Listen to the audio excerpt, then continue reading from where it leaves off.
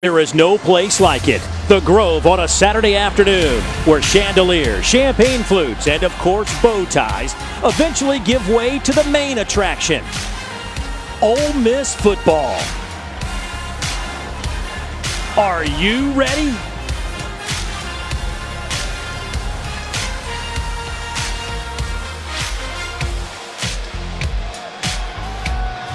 These guys are ready. We are ready. Ole Miss taking on Louisiana Monroe, the 91st edition of homecoming here in Oxford, Mississippi.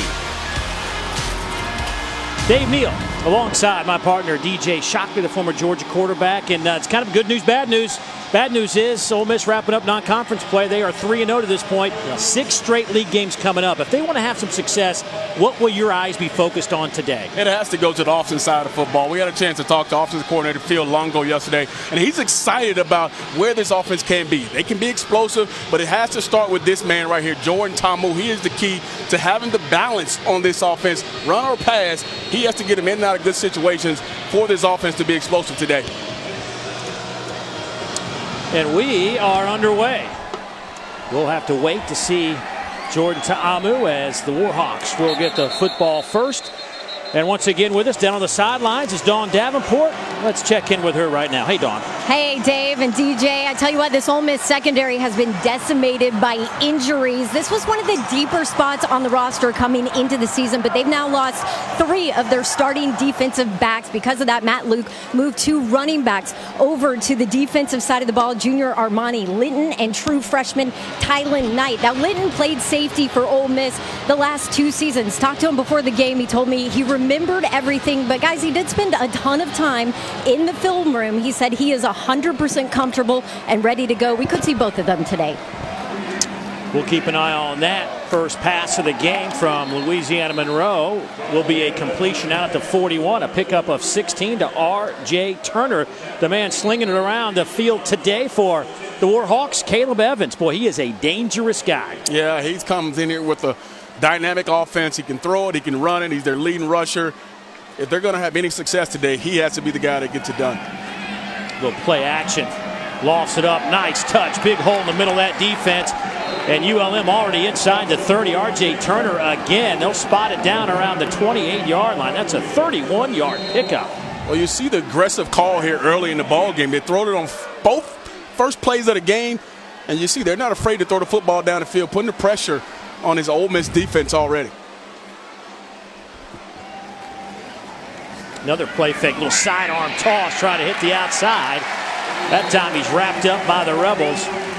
Marcus Green, their leading receiver, will lose 4 on the play. Mohamed Sanogo, the first one there for Ole Miss.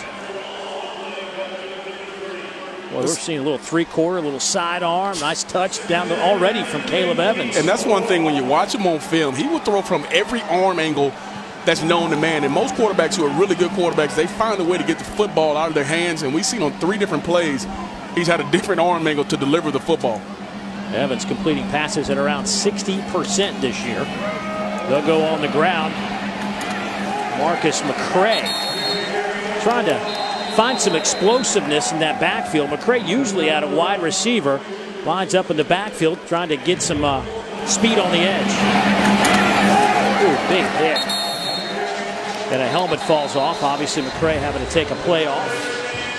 The physicality of this Ole Miss defense is what they kind of hang their hat on. And this is a big 3rd down play. And expect ULM to keep the ball in the hands of Caleb Evans and have a chance to throw the football down the field and try to convert here. They'll be shy. They need to get down to the 18 for a first down. That's a pickup of 7. It goes to the tight end, Tyler Lamb. Let's see what Matt Viator wants to do here, the head coach for ULM.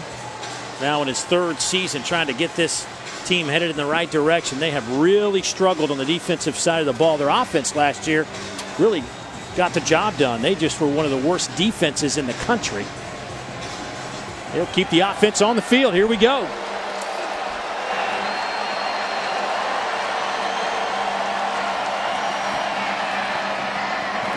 And Ole Miss gets a stop. ULM will turn it over on downs, looking for Josh Peterson. I thought it was really tight coverage here. I know ULM was looking for the pass interference, but great job of not panicking. That's one thing that Wesley McGriff talked about, was not panicking when you have the opportunity. Javion Hamilton. Well, the unquestioned leader of this team taking the field now, Jordan Ta'amu. I'm Jordan Ta'amu, senior quarterback from Pro City, Hawaii. Today against ULM, my main focus and goal is to execute every play and be smart with the ball. Well, let's see how that plays out today. Jordan, in his 2 SEC games, has had a tough time getting untracked, as offense in general has. Last week, of course, losing to LSU 45-16. Ta'amu in that game, 19 of 38, 50% through the air, 178 yards, no TDs and 1 pick. Jordan all day to throw, trying to drop one in to the far side. That one is caught by DeMarcus Lodge. He'll be spotted down around the 25-yard line. He beats Marcus Hubbard 52 yards. And Dave, the one thing I asked Jordan Ta'amu in our meeting yesterday was, what is the one thing you want to improve on? And he said it was his deep ball accuracy. We see early in the game him doing that. Coming near side, DK Metcalf pushed out of bounds.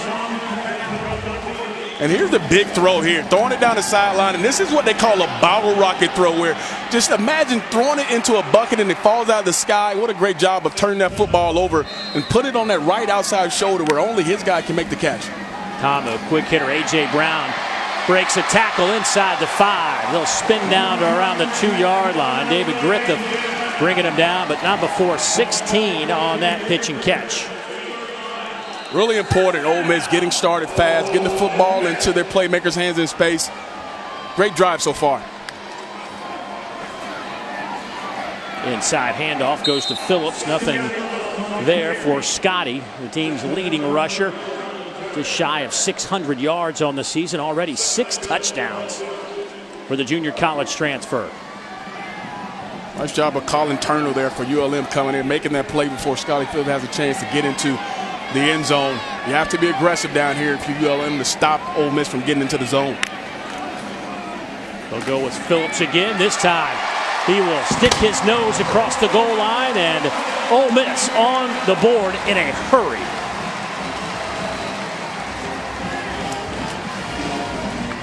Number 1 goal for Ole Miss on his first drive was to be consistent, sustain a drive, but also make good decisions. They did all 3 on that drive, and when that happens, you have 6 points on the board. Very successful first drive for Ole Miss coming out the gate. Luke Logan to attempt the point after, and he will get the job done. So a 7-0 lead.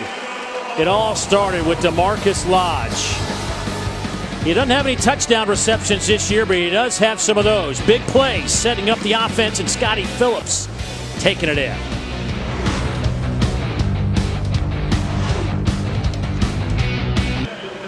Ole Miss off to a quick start. That is good news for the Rebels and the Rebel fans. They've been a little sluggish on a few occasions. Matt Luke has to be very happy with that. Was very excited about the way his team practiced coming off that tough LSU loss last weekend. So far, 1 drive, he has seen it working pretty well. Matter of fact, that last drive, all your big guns touched the ball. Lodge, Brown, Metcalf, and Phillips. Hey, well, coming up next, number 2 ranked and undefeated Georgia playing host to Vanderbilt. It's our SEC Saturday night matchup presented by Holiday Inn Express. The game, of course, is streaming live on the ESPN app as well. Georgia trying to keep their winning streak at home alive. They have won 9 straight. And during that streak, they've outscored their opponents by almost 30 a game. But Kyle Shermer, an underrated quarterback in this conference, 49 passing touchdowns, second most in Vanderbilt history behind Jay Cutler. You see some of those numbers. Georgia's offense scoring over 43 points a game. Does the senior Kyle Shermer have something in his back pocket going to Athens? That handoff will pick up a couple of yards. By the way, we will, just those of you that are watching, we're watching Missouri, South Carolina. Dari said it a little while ago, but what's going to happen here is when that game resumes, there's just over a minute and a half or some change in that game, Missouri with the football. We will bring that to you right here on the SEC Network. This game, during that time, we'll switch over to the SEC alternate channel, and then when Missouri, South Carolina is over, we'll get back here on the main network. So that's the story. So we'll definitely get you back to that South Carolina game when it resumes. Incomplete pass around the 40-yard line, looking for Marcus Green. He doesn't drop many. You sure about that, Jay? He's one of their top players, and Marcus Green is a guy that's going to get tons of football thrown his way today. Actually leads the Sun Belt in touchdowns with 4. He's a dynamic receiver that they put him all over the field, and they want to match him up versus anybody. Has the speed, has the athleticism.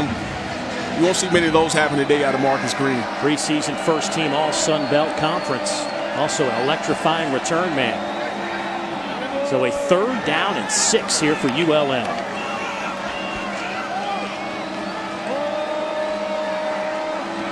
Straight 4-man rush by Ole Miss. Time to throw, and there was some contact, but no flag. Looking for Zach Jackson. Zedrick Woods back there in coverage. That's a great job of Zedrick Woods. He may have gotten there just a tad bit early. Just a tad? Just a tad bit early. But I'm sure Wesley McGriffin, this defense will take that right now, getting off the field 3 and out. Yeah. I would say you got away with one there. Jared Porter will punt it away. The freshman will punt it away to another freshman. Elijah Moore stands back at the 30 for Ole Miss. High kick toward the sideline will hit at the 40, and it'll be down at the 39-yard line. A 32-yard punt. Ole Miss, second possession coming up. Their first one was pretty good.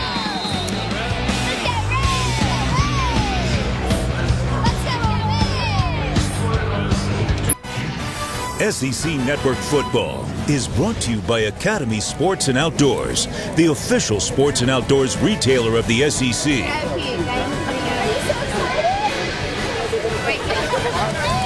It is homecoming here in Oxford. Grove packed before the game today, and I tried to get DJ to do that before the game, but he said he didn't stretch. True, man. I got to stretch. I don't want to tear something. There is the head coach of the ULM Warhawks, Matt Viator, who now in his 3rd season, boy, was so frustrated last week.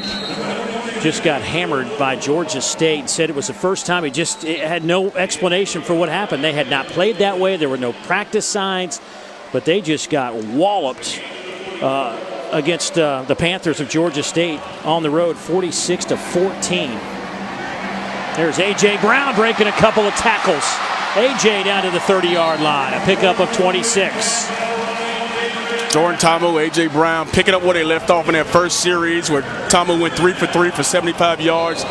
Making good decisions right now is what it's all about, and getting the football out of his hands in a timely manner. Ta'amu. It's Brown again. He is just a catch machine for the Rebels. A.J. now with 37 grabs on the year. And what I love about A.J. is you look at him, he has the deep threat ability, he can stretch the field, but that was a little intermediate route. He found a way to create some space, and he does that often. Got right to the line to gain. A.J. Brown tripped up by Colin Turner. Well, you know, the slot receiver has changed a little bit over the years. I mean, it's not what it used to be a decade ago. Oh, yeah. And when I played, a decade ago, it was little, small, short, shifty guys. Now you got a A.J. Brown in here who's 6'1", 230. Those guys are different than what I'm used to. Not to mention can run 4.40s and with that size.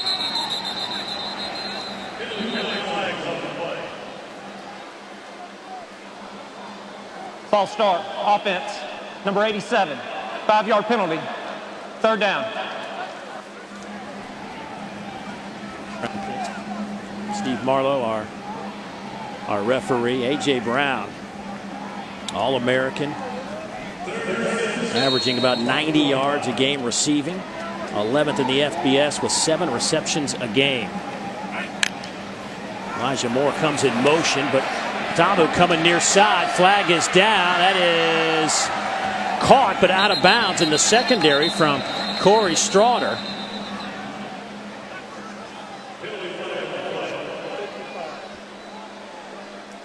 Tamu pulling a Aaron Rodgers impression there, getting ULM to jump and trying to take a shot. Offside, defense, number 90, 5-yard penalty, 3rd down.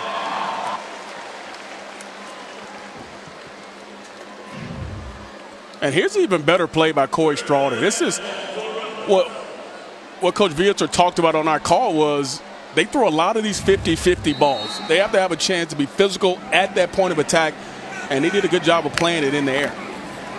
On 3rd and short, they will go with Phillips, and he should have enough. I think if he just got it to that 20-yard line or maybe just a shade inside it, that would be enough to move the chains. Scotty Phillips last week, almost 100 yards, has 3 100-yard games on the season. Had 96 against the LSU Tigers on 16 carries.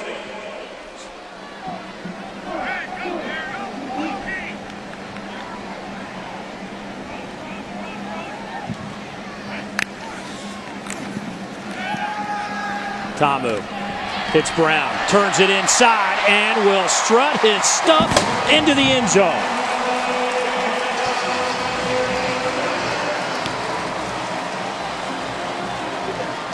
I'll tell you, there's some things you just cannot coach. And you talk about knowing leverage when you catch the football.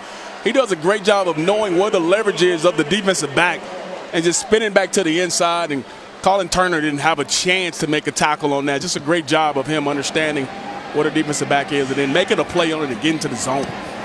You know, the coaches were telling us yesterday how excited they were to get back on the game field. They were excited about the way the team had practiced. Jordan Tamu said the same thing. I guess so. He's 7 of 7 for 130 yards. And A.J. Brown, 5 catches for 70. I'd say that's pretty impressive stuff.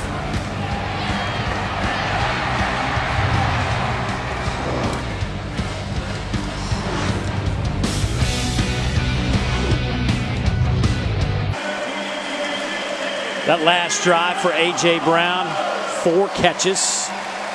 And the good news is when you got works like that, is he got the touchdown. A lot of times, how many times you've seen the guy work hard and then somebody else gets the touchdown? Oh, yeah. But he's a total team guy. He won't mind that, but I'm sure he minds it even. He loves it even more when he got a chance to make the play and get in the end zone. Kind of be rewarded for doing some great things on that drive.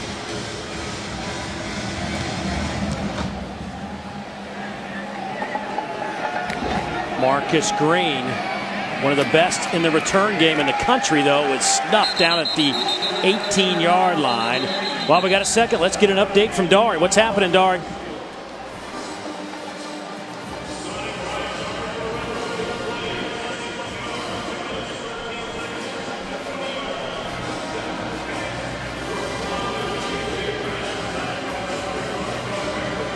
Mother Nature must have thought we were there. Absolutely. They probably figured we were going there, so let's follow those guys. We've had 2-hour lightning delay. We had 3 hours last week, but not today. Sun is out. It's a warm, warm day here in Oxford, Mississippi.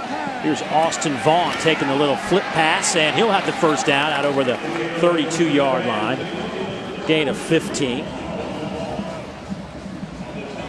Great first down call here. Looks like Ole Miss has a player down.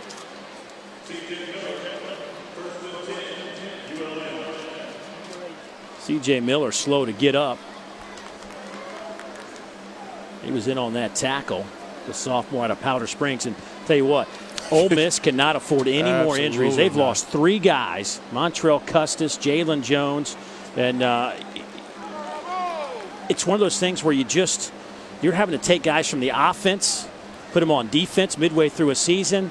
Not good. Numbers are starting to get low in the secondary for the Rebels. We'll step aside.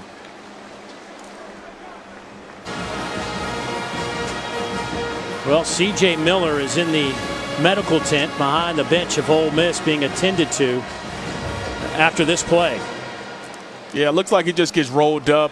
Guys just really hustling to the football and gets his ankle kind of turned on a little bit there. Well, what that means, DJ, is Armani Linton, the running back, who, as Dawn told us at the top of our telecast, a former running back, is back playing defense now. And he also just saw Tyler Knight, who last week was in running the football for the Rebels. And a big hit. But a catch by Marcus Green right around midfield, a gain of 18. But Keidron Smith, the freshman. And guess who he runs the route off? Marnie Linton. They run double move on him right off the bat, first play in the game. Ooh, could have been a huge collision there. Tyler Knight. Marcus Green making the catch, but a couple of Rebels colliding as that'll be a gain of about 8 at the 41-yard line. Caleb Evans just bobbled the football and fell on it, so third down coming up. So there's Tyler Knight. This guy is back there playing their nickel spot, and he's only 5'6". 5'6", 171 pounds.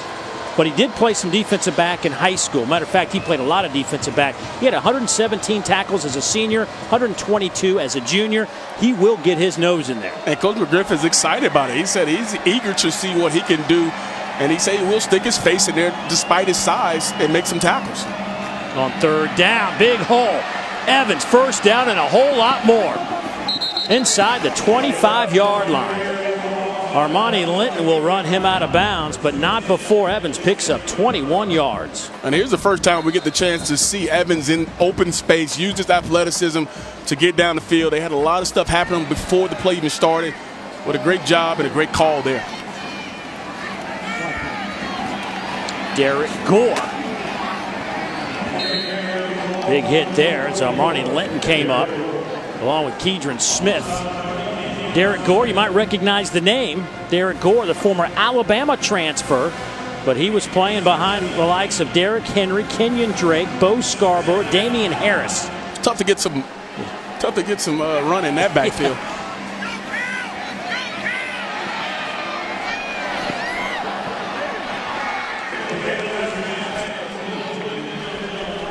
That'll bring up a third down.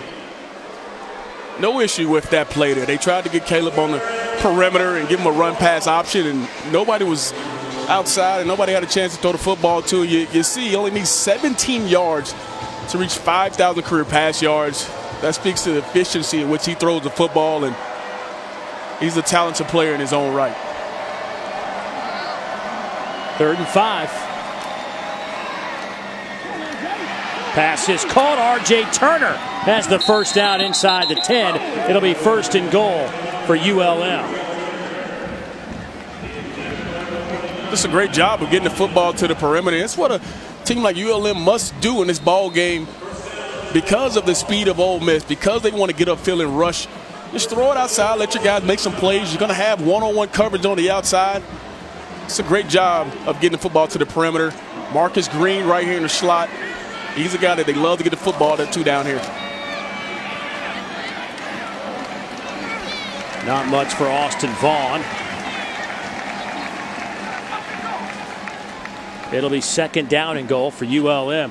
This is an offense that scored 34 points a game last year. I mean, they were very effective moving the football. The problem was they gave up 41 points a game, one of the worst defenses in the FBS. This year, though, their offense has slowed down a bit. They're averaging just about 21 points a game.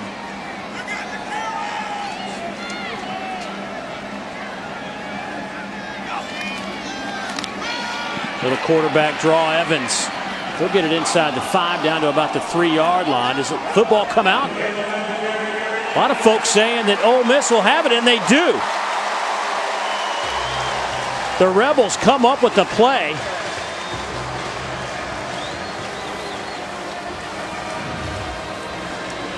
Simple QB draw here. Taylor does a great job of pressing the line of scrimmage. You can see right there at the top, it looks like it comes out right at the edges. He's sitting on top of another player. Ball clearly was out. I think Dante Evans came out of there with that football. Yeah, he's sitting on top of Muhammad Sanogo there, and ball comes loose. And we know one thing about this Ole Miss defense is they turn people over.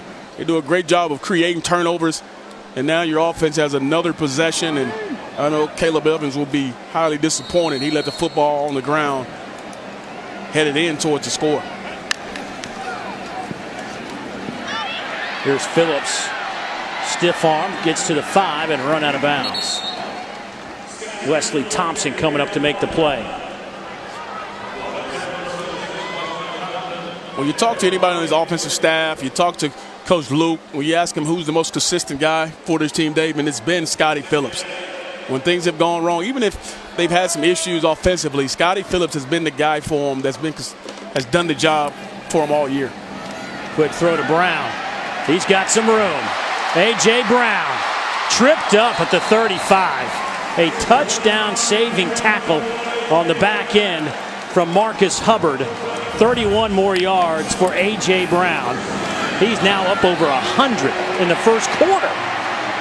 That's a great job of blocking on the outside as well. And I'll tell you, Coley got a great block on the edge. Cuts it back inside. A.J. down to the 40. David Griffith pulls him down out of bounds. 24 more yards. This is some kind of quarter. 7 catches, 125 yards, and the first quarter is not even over. But give this offensive unit credit for just throwing the ball in space. Guys uncovered, throw it to them, and they have a chance to. Knocked away at the last moment. DK Metcalf was the intended target. Corey Straughter knocks it to the turf. It's always fun to think ahead, look ahead. If A.J. Brown continues on this path, he'll have over 500 yards receiving today. I think that'll be a day. Yeah. I think a lot of people will have a lot to say about that if it happens. Tamu, 9 out of 10. That was his first incomplete pass. Jordan will take it down to the 32-yard line. That'll bring up a third down and a couple. Sam Miller, the defensive end, the star, the nickel, bringing him down. And there's another example of Jordan doing what he talked about in the open, was making sure that he made great decisions. He went through 3-4 different progressions. Nothing was there. Take the football, get some positive yards.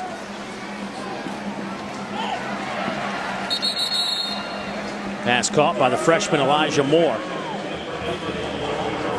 Elijah now with 8 catches, over 100 yards this season for the freshman. Who's going to replace these guys like A.J. Brown and DeMarcus Lodge? We know DK Metcalf will be back. Braylon Sanders, another guy that they're really high on. He's averaging 81 yards receiving, 23 and a half yards receiving per catch.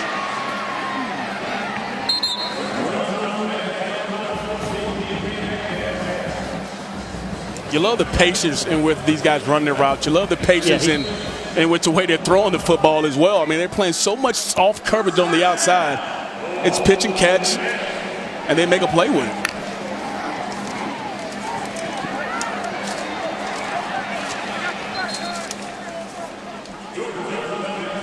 DeMarcus Lodge.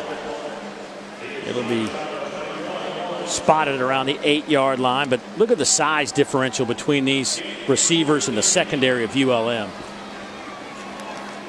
And you got the matchup you want, especially at the top of the screen with Lodge.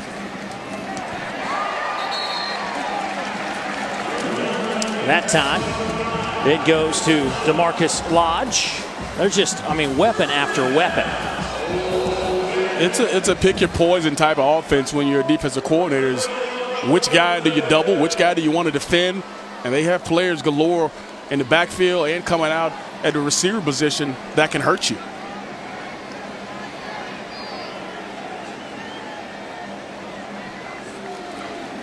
Little play fake. Damu. He breaks a couple of tackles and will take it into the end zone. It is 20-0 Ole Miss.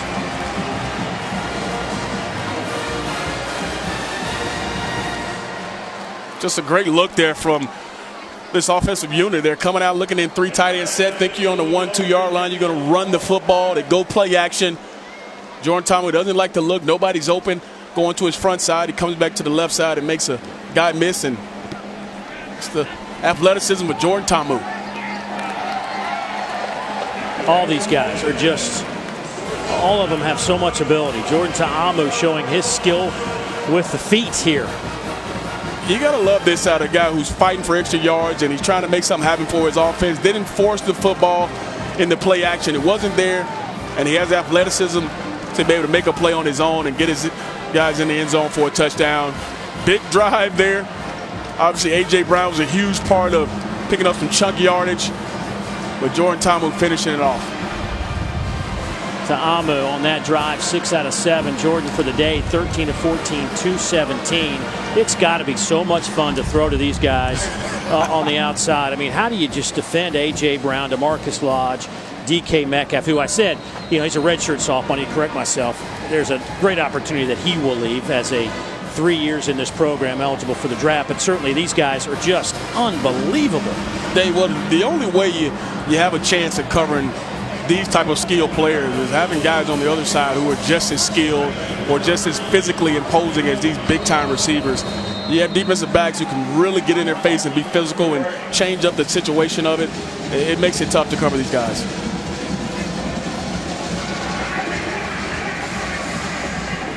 Luke Logan will kick it away. 1:18 to play here in the first quarter. Short kick taken at the 5 by Green. Marcus bouncing off his own man, gets it to the 30, and then a little extra before he's knocked out of bounds. Hey, Monday at 7 o'clock Eastern, it's Thinking Out Loud with our boys Greg McElroy and Marcus Spears. They'll talk football and want your participation via social media throughout the show. It's also available streaming live on the ESPN app. This will be an interesting discussion as we hit the midway point of the season. Those guys certainly will talk Alabama. But it's the midway point, and my man Uncle Dave still has not been on the shelf. I'm not understanding what's happening. Maybe if LSU wins, Marcus Spears may be a little bit more excited to get you on and talk about his Tigers. If you say you're going to talk about his Tigers. I would definitely talk about it.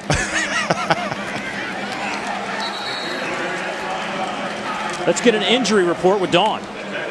Hey Dave, sophomore safety C.J. Miller's injury is a right ankle. They taped it up over his shoe. He tried to do some work here on the sidelines, but honestly, he was struggling to really even jog. Headed to the locker room. So sticking with Armani Linton there and talking to him before the game, guys, he feels very comfortable in this defense. Linton is a specimen back there at 6'2", 223, playing the safety spot. Evans nowhere to go, and he may have got it right back to the line of scrimmage. No gain on the play. And this is something that this defensive front worked hard on this week is how do you rush a guy like Caleb Evans? Do you rush upfield? Do you build a picket fence? And I thought the plan today coming in, as Coach McGriff, the defensive coordinator, talked about was, hey, we got to build a picket fence around this guy and not allow him to escape outside, but also push from the inside so that this guy doesn't have a lot of room to run if he does decide to take off.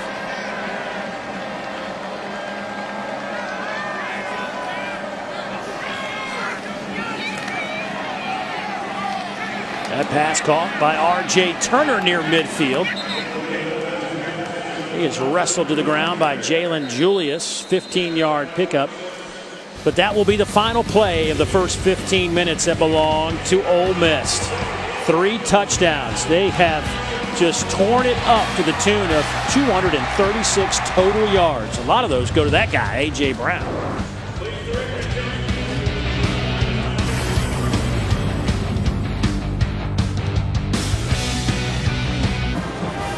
21-0 Ole Miss out in front. Rebels wrapping up their non-conference play before they hit 6 straight conference opponents to close out 2018. You look at the first quarter and, the Warhawks moved the football. There's no doubt about it, but they kind of stubbed their toe. They went for it on 4th and down, didn't convert. 4th down, didn't convert. Then they fumbled the ball inside the 10-yard line. But Ole Miss has certainly made them pay on the other end. And that's the part of the game that they had to come in here and they had to be better at, was taking care of the football, but really capitalize on the opportunities they have, and Ole Miss has really done it.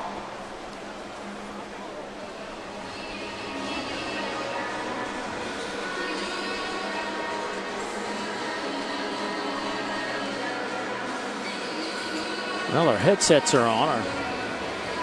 They're reviewing something. They want to review if he got the playoff before the quarter ended. Right.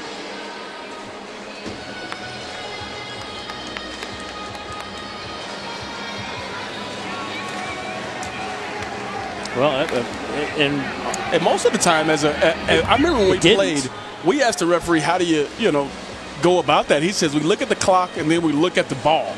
So if he looks at 0, then they snaps the football. But it looked clear from that replay. It was on 0, yeah. That they didn't get the snap off.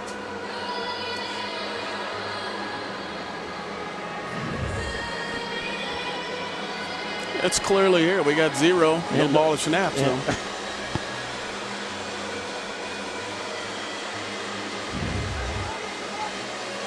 But the problem is now you got to go back and reset everything.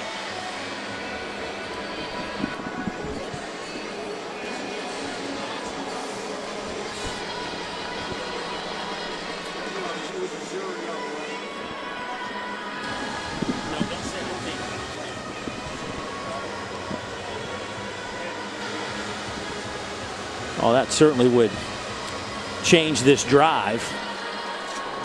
They are going to, on the far side, they're resetting the change as we speak. It was an R.J. Turner 15-yard catch that will be nullified here. After further review, the snap was not completed in time. The quarter expired. Therefore, it will be Louisiana Monroe ball, 3rd down at the 33-yard line. This will be the beginning of the second quarter.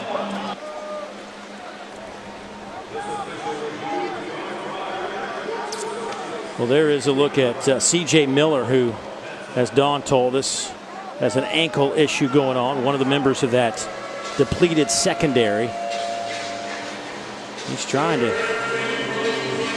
see how stable that ankle is. It's tough for a defensive back, too, because almost 100% of your game is sticking on that foot and driving forward and using it as momentum to go forward. If you can't push off it, that's going to be tough for a defensive back, and you can be definitely exposed back there. Well, Dawn was right there next to him. I think she'll probably have a good idea of what's going on. Dawn was probably going to get on the bike and make sure I know. he's all right. Yeah, ride the bike with him.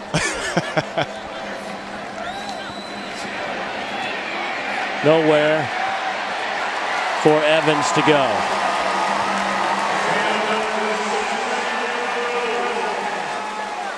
Armani Linton, a loss of 10 on the play. Well, if that's any gratification for going to the other side, you come in and you're able to get a sack in your first game on the other side of the football.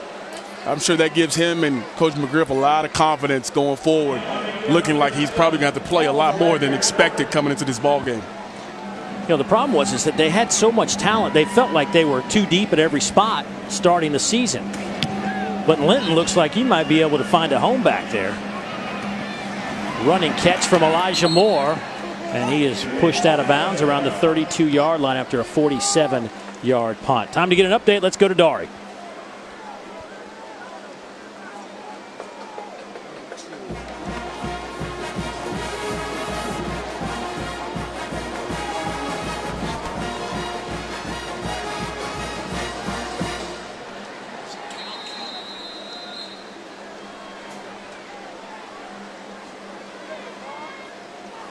Thank you, Dari.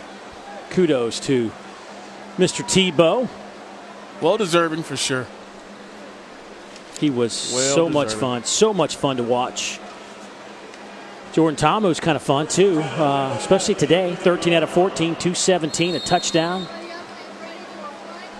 Also a couple of runs today. He has had time to throw. His guys have had space to work on the outside, and they have made ULM miss a few tackles along the way.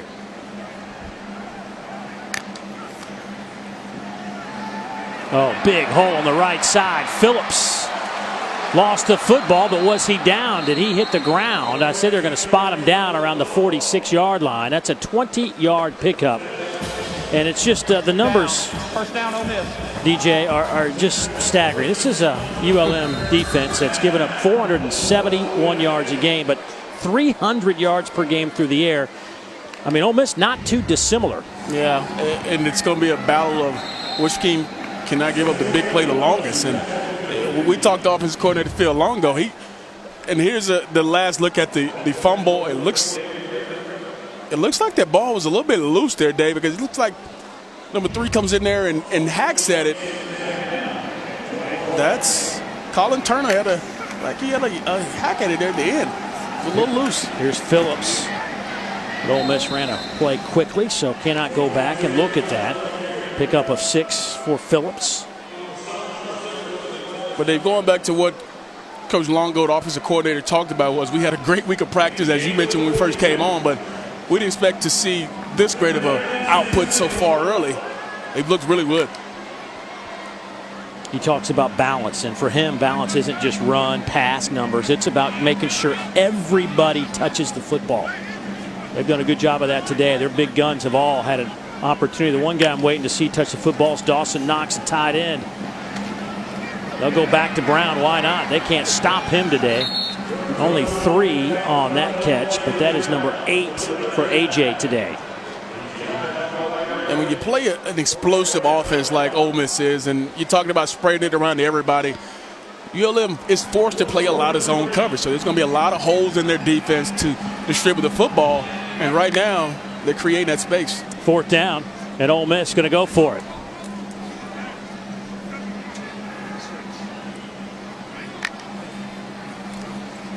Tom, a little quarterback run, has plenty of room. Cuts it back to the middle of the field, trying to reach for the end zone. Touchdown.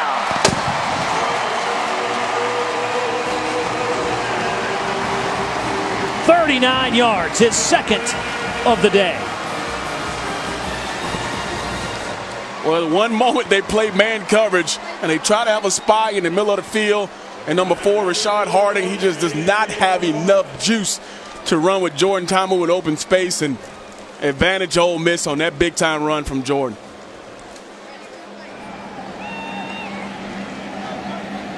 Luke Logan getting a pretty good workout here in the first half. So the extra point makes it 28-0. Jordan Ta'amu having a pretty solid day, 14 of 15 through the air. Now has 3 rushes for 47 yards and a couple of touchdowns.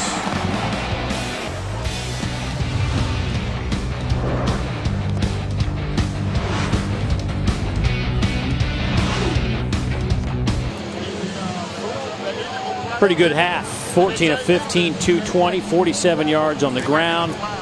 He has totaled 3 touchdowns for Jordan Ta'amu, who was yesterday spending some time with him. Despite the tough losses to Alabama and LSU, you still got to have some fun around the football building. And he is, you know, we talk about the Hawaiian spirit. He certainly embodies that for sure. For more, let's go down to Dawn. Yeah, Dave, how about a glimpse into the relationships he has with his teammates? Check this out. Ta'amu has a completely unique handshake with almost 20 different offensive teammates. Said it started back in the spring. He'd give a handshake to 1 or 2 guys, and then teammates would add on to it. It just kept growing. They're not all easy, short handshakes either, by the way.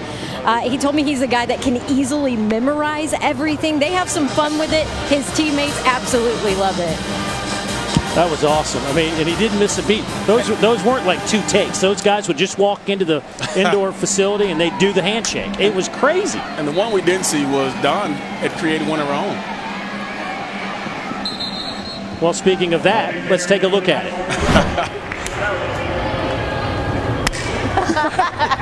Is that selling? Yeah, that was good. As long as we Maybe don't not. see dance moves in there. Oh, yeah. Hey boys, you will notice my handshake very short and sweet because I cannot remember one any longer than that, much less 20 different handshakes. Do you still remember it now, Don? No, I don't. He tried to do it pregame. Don't remember it already.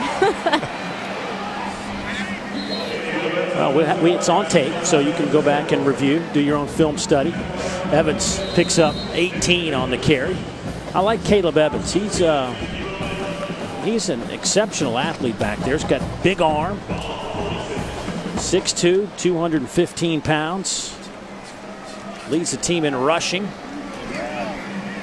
This time he'll hand it off to Derek Gore. Derek down to the 25-yard line.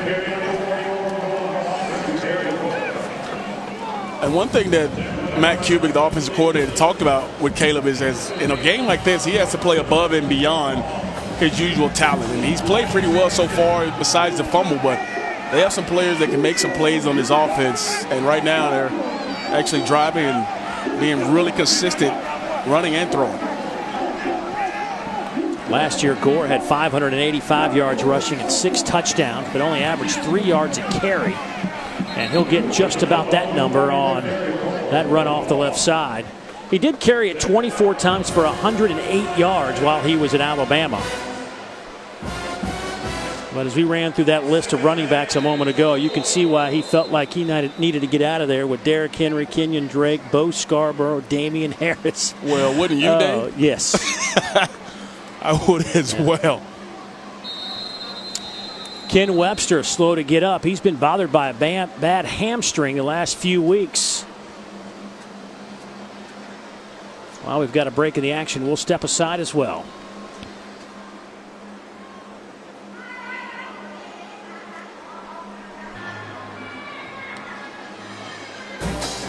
I know it's first week of October, but it feels like it's maybe the first week of August. What? It is so hot here at Ole Miss, but give the students some credit, still wearing their blue blazers and red ties on a warm day. 28-0 our score. Ken Webster stretching out his hamstring. Hopefully he can get back in for the Rebels.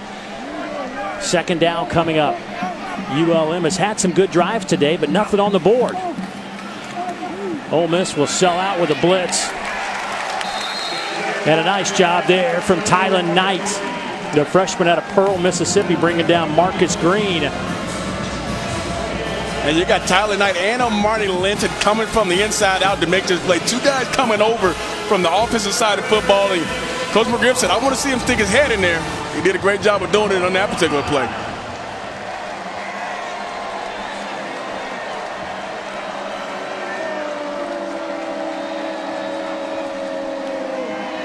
Evans swings it out to Gore.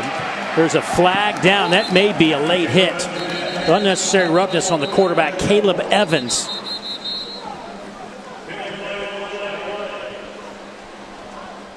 Personal foul, roughing the passer, 46 defense. Half the distance to the goal, automatic first down. Mohamed Sanogo.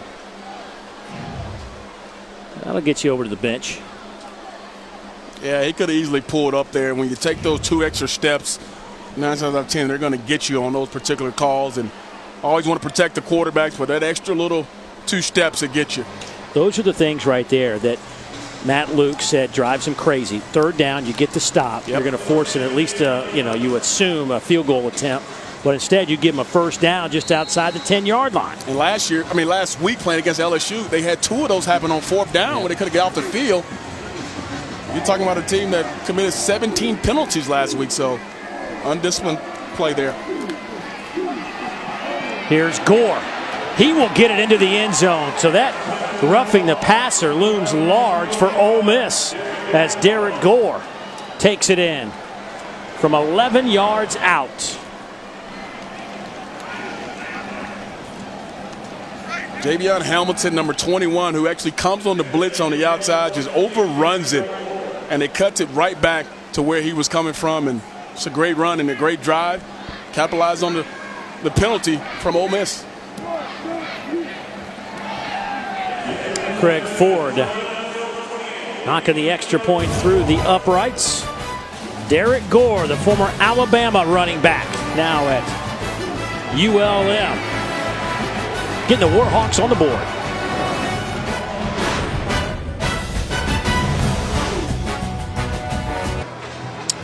Derek Gore takes it in from 11 yards out and gets ULM on the board. Nice drive, 7 plays, 75 yards, a little over 2.5 minutes off the clock. Have certainly helped by Ole Miss and the roughing the passer on a 3rd down.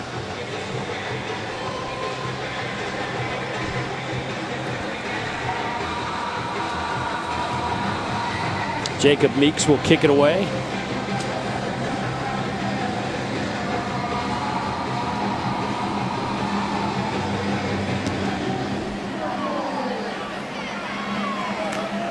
Taken at the 8-yard line by Elijah Moore. Elijah breaks a couple of tackles. Nice return out over the 25-yard line. Thursday at 9 o'clock Eastern after Auburn, Texas A&M women's soccer. It's Marty and McGee right here on the SEC Network. You can see them live on the ESPN app as well. Those two guys discussing life. Amongst other things, right? Yeah. Oh, man. You think those guys have a bad day? They seem like they have such a great time. Speaking of great time, that's what Jordan Ta'amu's done today. 14 out of 15, 220, 1 touchdown. He'll keep it himself again and trying to split a couple of ULM defenders, and he'll take it out to the 39, a gain of 11 and a first down. Cortez Cisco bringing him down. We see that run by Ta'amu. Now remember, against Alabama, he got walloped trying to do that same run by a couple of tied defenders. Never was the same in that game after that run. And I think he's still trying to find the middle ground of when to slide, when to get his body up. Low throw to A.J. Brown. But the one thing that you see in this ball game is him being more concise with the football. The ball's coming out, or if it's not there, he's taking off using his legs. No negative yardage plays in his ball game so far. He's doing a great job of distributing it, but also just being so concise with it. Dawson Knox stumbles, but a nice move to break free to the 46-yard line. Renaud able to trip him up. Dawson Knox, who, when we saw Ole Miss a couple weeks ago, had a big game versus Kent State. He's a player that is dynamic in his own right because of his ability to stretch the field. Scotty Phillips running behind that left side of the line. Dawson Knox in there blocking. Jordan Sims also on that left side. You speak about Jordan Sims, this offensive line who Coach Luke says has been pretty solid, been consistent for him, and the big thing for them is changing the line of scrimmage against his ULM and defense. Ta'amu comes back near side. DeMarcus Lodge spins out of trouble inside the 15 down to the 13-yard line. 32 more yards. And the first time we've seen Corey Straughter, number 21, actually play this one not as good as he's played the other ones. He has to do a great job of tackling. You're going to give up some yards, but you got to tackle after they complete the football. And another big gain for Ole Miss. Ta'amu keeping it himself and will be run out of bounds. We'll spot him around the, give him 7-yard line.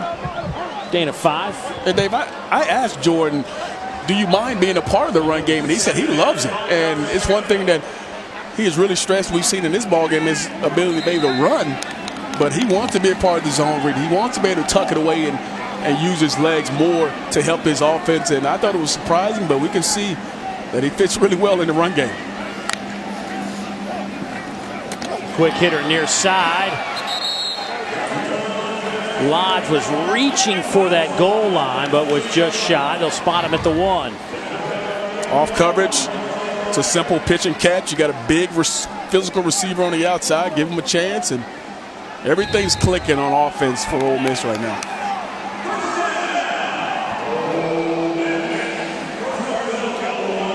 First and goal. 3 tight ends set for the Rebels. Phillips. He will get it across the goal line for the 5th Rebel touchdown of the day. I'm losing count. It's been so many already. And this is what Coach Longo drawed up when he talked about being able to come into a ball game and be a balanced offense. You talked about it earlier, Dave. So many guys have touched the football already in this first half. It makes it tough to defend if you're ULM. Phillips with 11 rushes, 45 yards. Brown 8 catches. Lodge 5 catches. DK Metcalf with a couple of catches. Ta'amu's just having one of those days, folks. 17 of 19. This one set him up for the touchdown. It is all Ole Miss.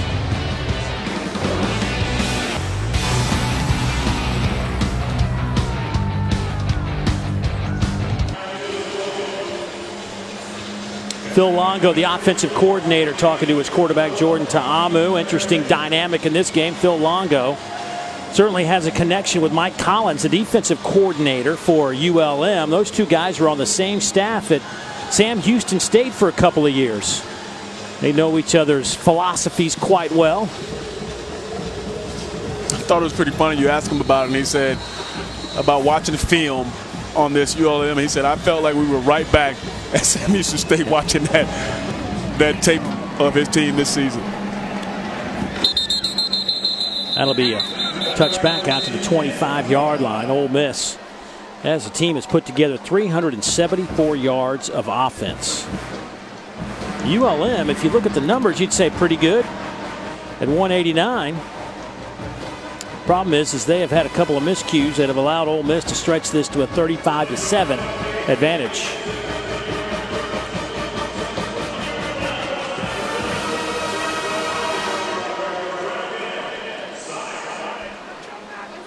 Evans 11 of 15, 111 yards.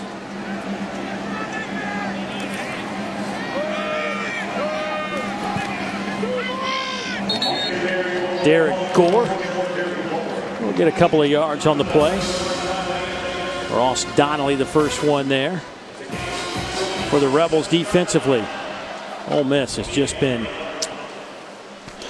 I mean, in SEC games, they have just had a tough time slowing down opponents defensively. They're giving up 38 points a game, 310 yards through the air, 208 on the ground.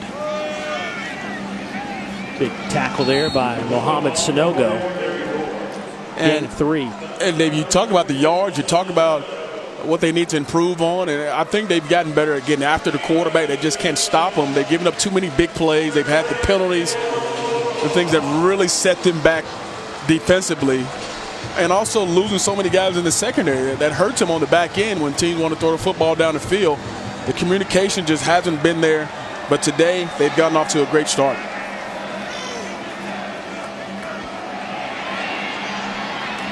Boy, look at Marcus Green. He is electrifying, got great speed, gain of 14.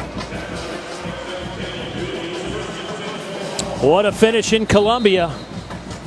Congrats to South Carolina and what was a monsoon for most of that second half. Get the game-winning field goal, and you just saw Will Muschamp, a happy camper with that victory. Ole Miss here putting on an offensive show, 35-7 against the Warhawks of Louisiana Monroe. Dave Neal, DJ Shockley, Dawn Davenport. And there's an exciting player for ULM. Caleb Evans, their quarterback, picks up 15 more yards. And one thing you know watching Caleb through this ball game is a lot of things will not get to him. He's a poised player back there. Even when things were breaking down in the pocket right there, he did a great job of keeping his eyes downfield, picking up positive yardage for this offense. Pressure comes from the outside. Kadir Shepard with a big hit on Evans. Forced the football onto the turf, but ULM will retain possession. What a hit from Shepard coming off the edge.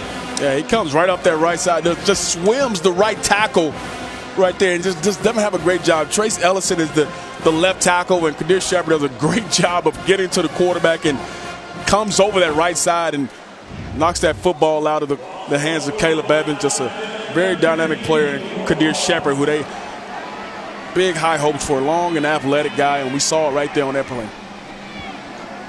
The old blindside hits. You have many of those, huh? Oh, a few. Yeah, taking me back, Dave. They'll slip it to the outside. Gillespie with the reception picks up 14, but he will be a yard shy of the line to gain, so third down and about a yard.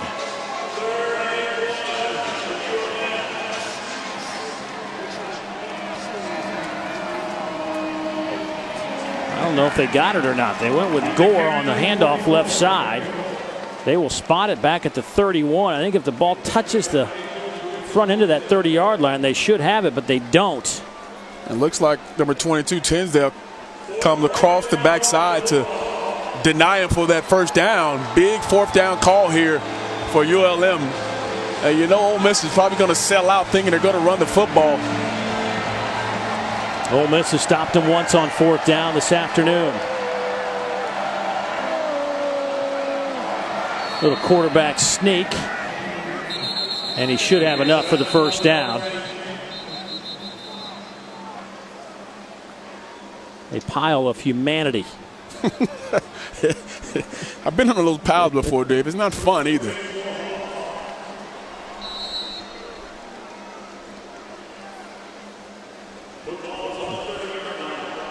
So Coach Viator knows he's got to keep his offense on the field, gets that 4th down conversion, and sets up 1st down and 10 from the 30-yard line.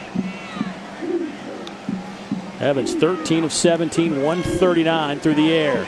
Trying to add to that here, lofts one up. Trying to hit the tight end, Josh Peterson. And if you recognize that name, he would be the son of former ULM quarterback and right now Philadelphia Eagles Super Bowl champion head coach Doug Peterson. Very, very good player there in Peterson, but I thought that throw was on Evans. He should have put that more on the line. Didn't need all the air that he thrown into it. It was man coverage. Had what he wanted. So has to make a better throw. Boy, some miscommunication there, but Evans trying to get him out of trouble. He will pick up 4 yards on that carry. So something out of nothing. And boy, another defensive back, Miles Hartsfield, limping off the field. It's just been, boy, one guy after another back there on the back end. Yeah, you just feel bad for defensive coordinator Coach McGriff, because now it gets to what do you call? You have so many guys out there who are in different spots or haven't played as much. That's a big-time call here on 3rd down.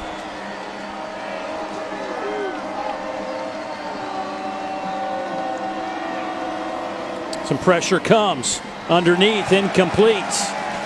No flags, looking for Marcus McCray.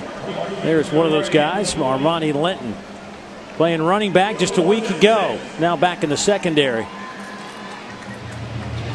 And that's you know what? I look at that play and you can see the blitz happening. You can see him coming with pressure. You have a quick, easy throw. Standing there and deliver the football. That's one thing I know Caleb Evans is going to want back. You see defensive coordinator Wesley McGriff there signaling the call to his guys on this big 4th down play. Converted just a moment ago on a 4th down. Evans. Well, that did not go well. Gillespie couldn't hang on to it, and Ole Miss will have the football, giving us an opportunity to get it back to the studio. Dari.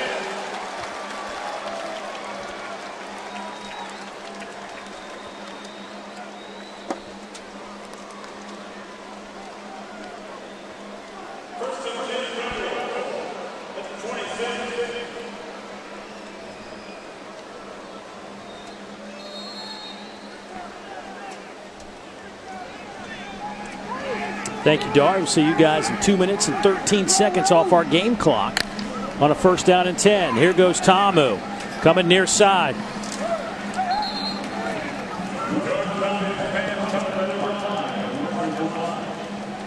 DeMarcus Lodge makes that catch.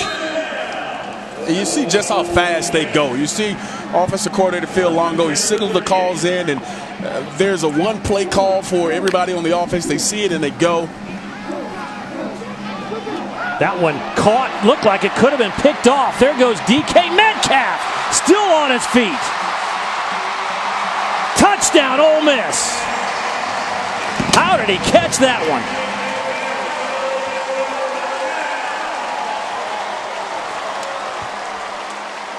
Sometimes when the ball is going your way and bouncing your way, things like this happen. It looked like a clear interception was about to happen.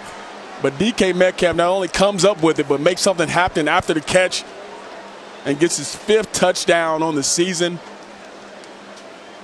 And it gets the NWO belt to go along with it for the nasty wideouts, Dave. These guys have been phenomenal. Brown with 8 catches, 128. Lodge now with 6 catches, 114. Ta'amu, 19 out of 21, 340, and a couple of touchdowns. And you can see, come on, you got to just come back on the outside and tries to undercut the route, but the defensive back is in his way, and the rest is just big-time player making a big-time play. And we heard Doring talk about he loved what Jordan Tamu doing. That's a receiver talking for you. You can see what's happening out here today. He would love to be a part of this, I'm sure. He was a part of some days like this. My man Chris had his moments, that is for sure. DK Metcalf. Looked like this should have been picked off right in front of him, but two ULM defenders kind of collided, and there goes Metcalf. And even after the catch, they had chances to make the play. That's the difference between giving up a big play and just giving up a smaller big gain, and they're going to make you pay for it. And Phil Longo is loving it right now. His offense is clicking on all cylinders, and lots of smiles and laughter going on the sideline when they're clicking like this. Well, the NWO today having some kind of first half.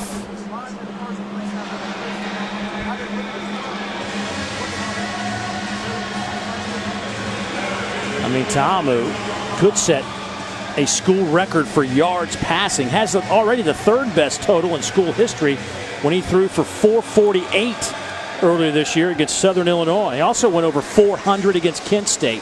Has 3 400-yard games this year, or in his career. And that's the reason we came on talking about how explosive this offense can be. And when they're clicking, when each guy is doing their job and making tons of yards after catch, this is what this offense can look like.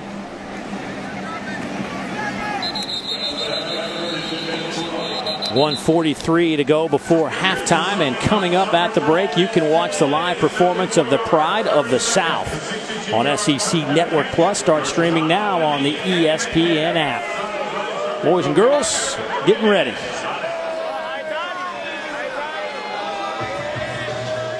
Last week at Auburn, we didn't get to see the band at halftime because we had some bad weather come through town. No such thing here. I'm sure the band's going to be high energy here at halftime for sure, with the way this game has turned out in the first half and where their team has showed up. 5 receiver look. Evans spins out of trouble and again creates some offense. Pressure came from Benito Jones. Just couldn't bring him to the turf, but Evans will pick up 5.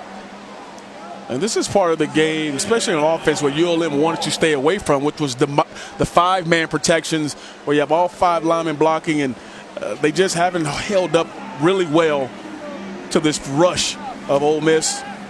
But they got to throw the football down the field, so there will be more 5-man protection calls.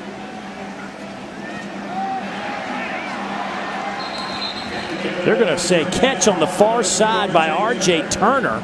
Right at midfield, a 20-yard pickup. Turner slow to get up over there.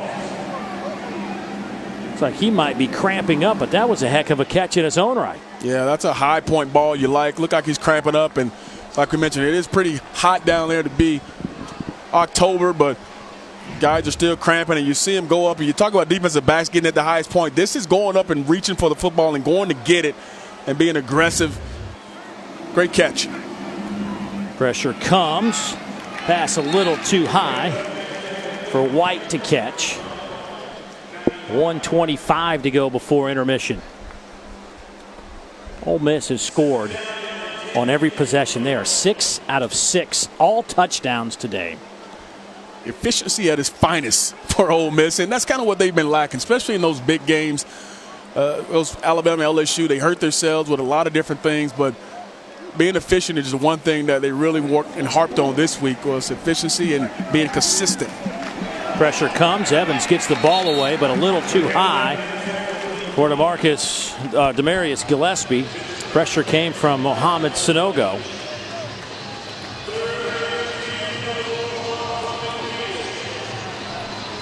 One thing we haven't mentioned is Cavante Ruggs, a freshman linebacker. Matt Corral getting loose. Might see him, a very talented freshman quarterback.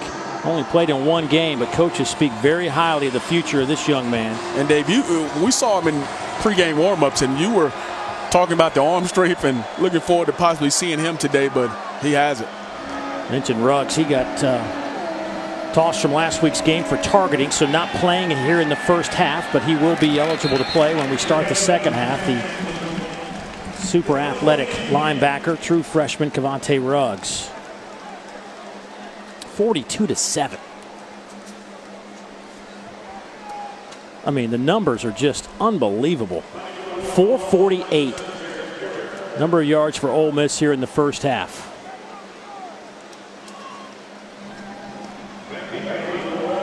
And even defensively, you got to give Mississippi a lot of credit for what they did in this game. Ole Miss has really done a great job of creating some bad plays for Caleb Evans and this ULM offense. Boy, nice tight spiral on that punt that will hit it to 2. That is about as good as you can do it right there. Mack Brown pins Ole Miss back at the 2-yard line with 1:07 to go before halftime. Excuse me, Jared Porter with the punt.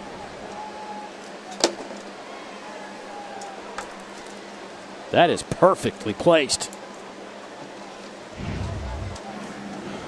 Forces Ole Miss to have a long field here. It's going to be interesting if they take a chance to try to take some out of this first half. But you see their drive chart. You talked about it, Dave, having consecutive possessions of going down, and it's big plays at the big plays. Long yardage. You see the only one, the short one, was 2 plays, 74 yards. But they've done a great job of forcing this football down the field today. They'll run with it with Isaiah Woolard. The true freshman gets it out over the 10-yard line.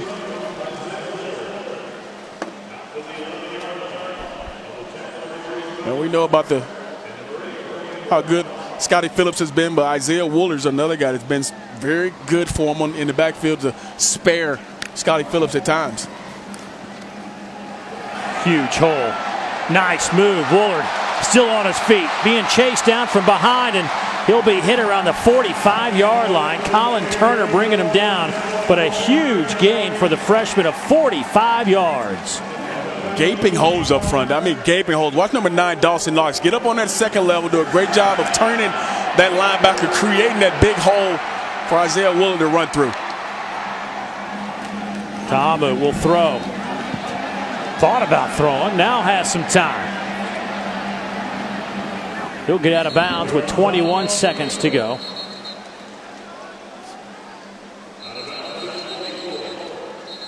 Well, Phil Longo wasn't lying when he said he was excited about how things are working out at practice. Felt like they were going to have a huge game. We're not even to halftime yet, and he's telling everybody just kind of slow down a little bit. I mean, he was so passionate about how close he thought this team was to this type of performance. Holding, defense, number 3. 10-yard penalty from the end of the run results in a first down. Well, already for this Phil Longo offense, 502 yards now. 502. Wow. Wow. This is probably the best they have played all year long as far as their execution, as far as everybody being involved in this offense. And Jordan Tamu has had a day for any quarterback to think about. Eric Swinney in the ball game now at running back to the left of Tamu. Jordan coming near side, has his man DeMarcus Lodge. He's around the 16-yard line. 17 seconds on the clock, 18 more yards. And you can just see how quickly the ball's coming out of his hands. The decisions are happening so much quicker for Tamu. We know exactly where he wants to go with the football and delivering strikes every time he let it go. Slam. Is that caught? Dropped around the 1-yard line. They're going to say incomplete, looking for DK Metcalf. 11 seconds to go. And if you're going to nitpick anything on that play right there, that ball could have probably been a little bit higher to give DK a chance to catch and run into the end zone. But still a play that maybe DK could have came up with.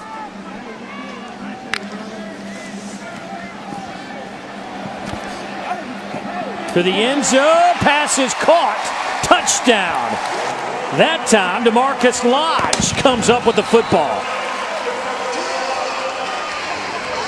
There is a flag down on the far side of the field around the 3-yard line. DK Metcalf over there.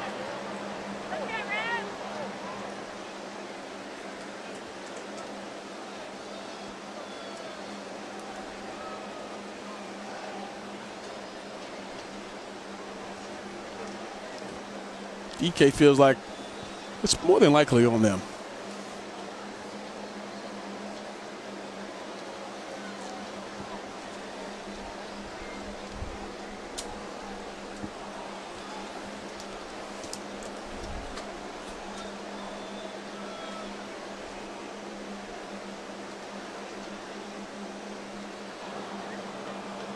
After the score, dead ball, unsportsmanlike conduct, number 3 for Ole Miss. That's his first unsportsmanlike conduct of the game. The 15-yard penalty will be enforced on the try.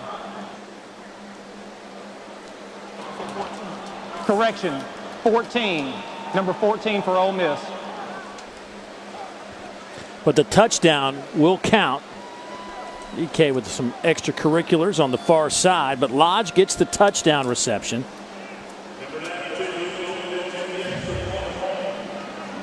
And just giving your guy a chance right here. You've got a big body guy who does a great job with his body control, coming down with that for a touchdown. And remember, that drive started on the 2-yard line. Long point after, NFL type. Yeah. Luke Logan knocks it home. But you mentioned it, 98 yards in 6 plays, 103 off the clock. This is where you love for your receivers, always working back for you. Defensive back starter never looks back, and by the time that happens, Lodge just has him pinned in, and just a great play there and finishing off this first half pretty perfect for Ole Miss.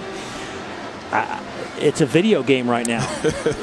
536 yards of total offense, 374 through the air for Ta'amu, who's 21 out of 24, 3 touchdowns.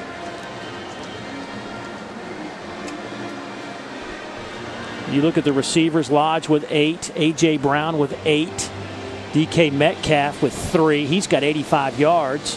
148 for Lodge, 128 for Brown. I mean, it's just been a crazy, crazy first half of football. And Dave Jordan told us, he said, I didn't sleep well after that LSU game. And he probably went right back into the film room and wanted to improve. And they couldn't wait to get back on the field today, and it's definitely shown.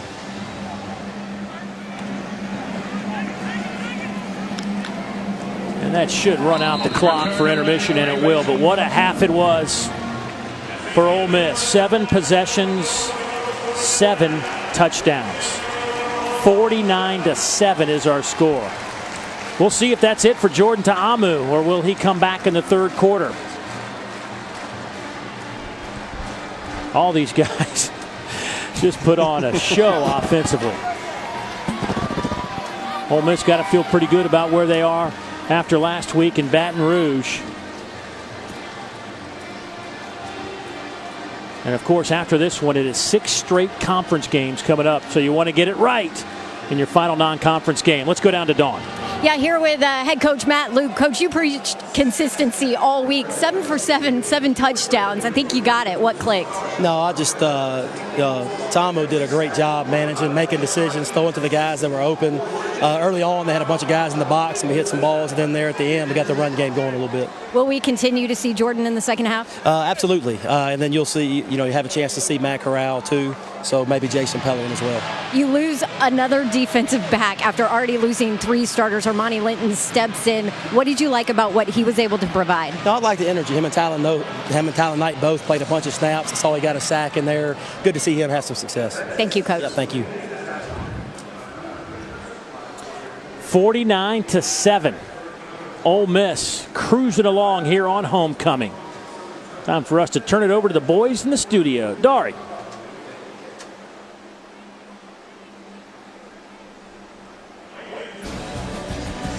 The numbers are off the charts for Ole Miss in the first half. 536 yards of offense.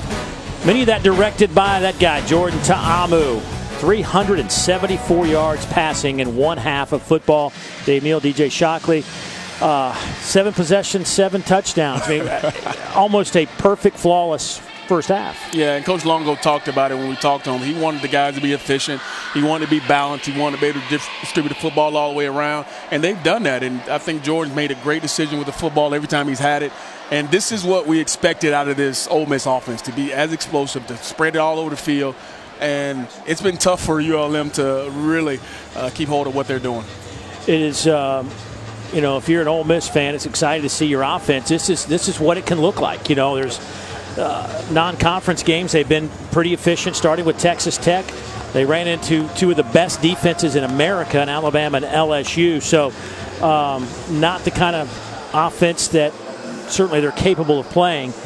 And if they keep this up, it's got to give you hope with 6 conference games straight ahead of them, no more non-conference competition, that there's some winnable games in there if you can move the football like this. Even if your defense is suspect, you have a shot to outscore people. And even versus the games in Alabama, LSU, they felt as though they matched up really well. They felt as though they could compete. They just messed it up as far as some penalties, some mistakes here and there. They're an offense, they're a team that can compete with anybody, I believe, in the country, and they've shown it today in the first half. They're capable.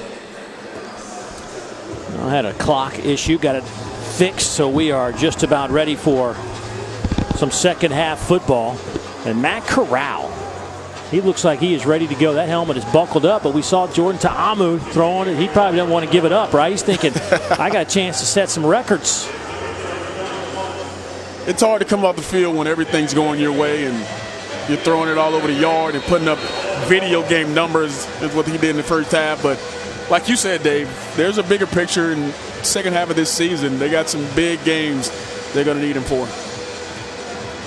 Even though this school is not bowl eligible, they certainly would love to say they were.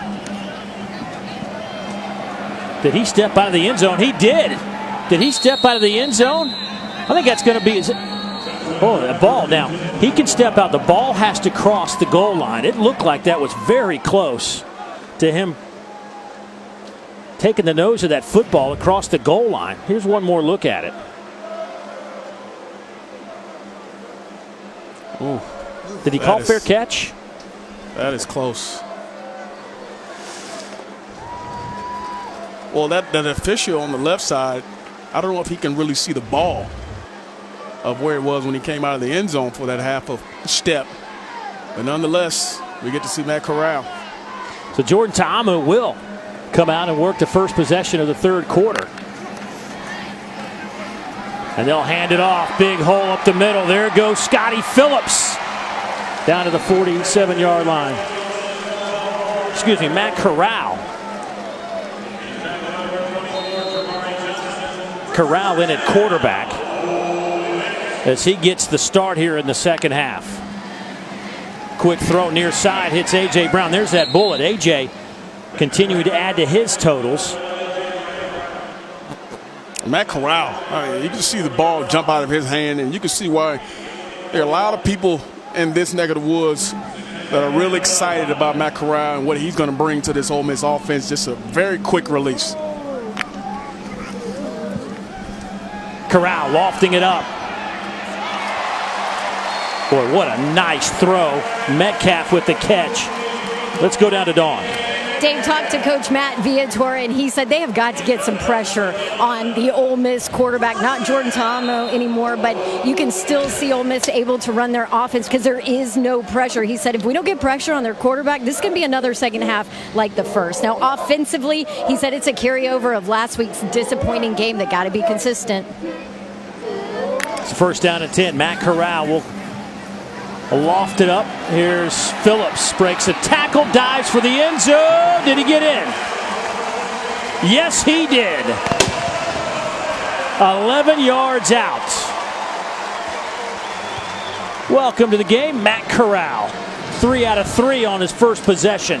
Only thing changed about that drive was a different number on the back of the quarterback's jersey. They did the exact same thing they were doing in the first half, making good decisions. Scotty Phillips being really good in space and showing that he can catch the ball out the backfield and make some things happen. Pretty impressive first drive from Matt Corral coming out of halftime. Pretty impressive might be an understatement.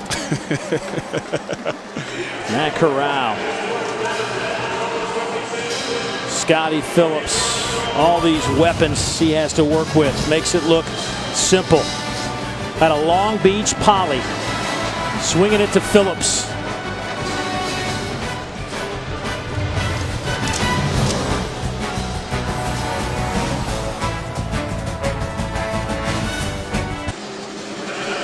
Scotty Phillips, part of this Ole Miss offense that has scored a touchdown on 8 straight possessions. Matt Corral having a laugh with his running back. Tell you what, they were so high talking to coaches about Matt Corral. They just smiled at this guy's ability. Marcus Green from the goal line. He is hit, stays on his feet out to the 22-yard line. Time now to dig in. Brought to you by Coyote. You talk about Jordan Tomo, his ability to create if things aren't there. You see the athleticism. He's done it a couple times, creating with his legs. And when things aren't there, hey, you call your own number. You can make some plays in space. Jordan Tomo has demonstrated to not just today, but all over the country that he has the right to be able to run the football and be really, really aggressive with it. And he has been a real treat to watch today. Not just throwing the football, but using his legs. That athleticism is something he hasn't really used a lot this season, but today he put it on full display.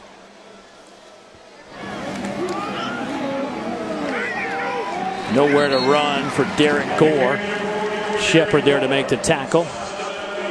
A loss of 2. Another tackle behind the line for this defense. That's 5 of those today with a couple of sacks. Only 1 missed tackle so far from this defense, and that was an issue against LSU. Wesley McGriff, I said how many was? He says, you don't want to know. It'll make you throw up. So eventually he told us it was 27 missed tackles by their count. Now, as he says, we're pretty critical when we judge it.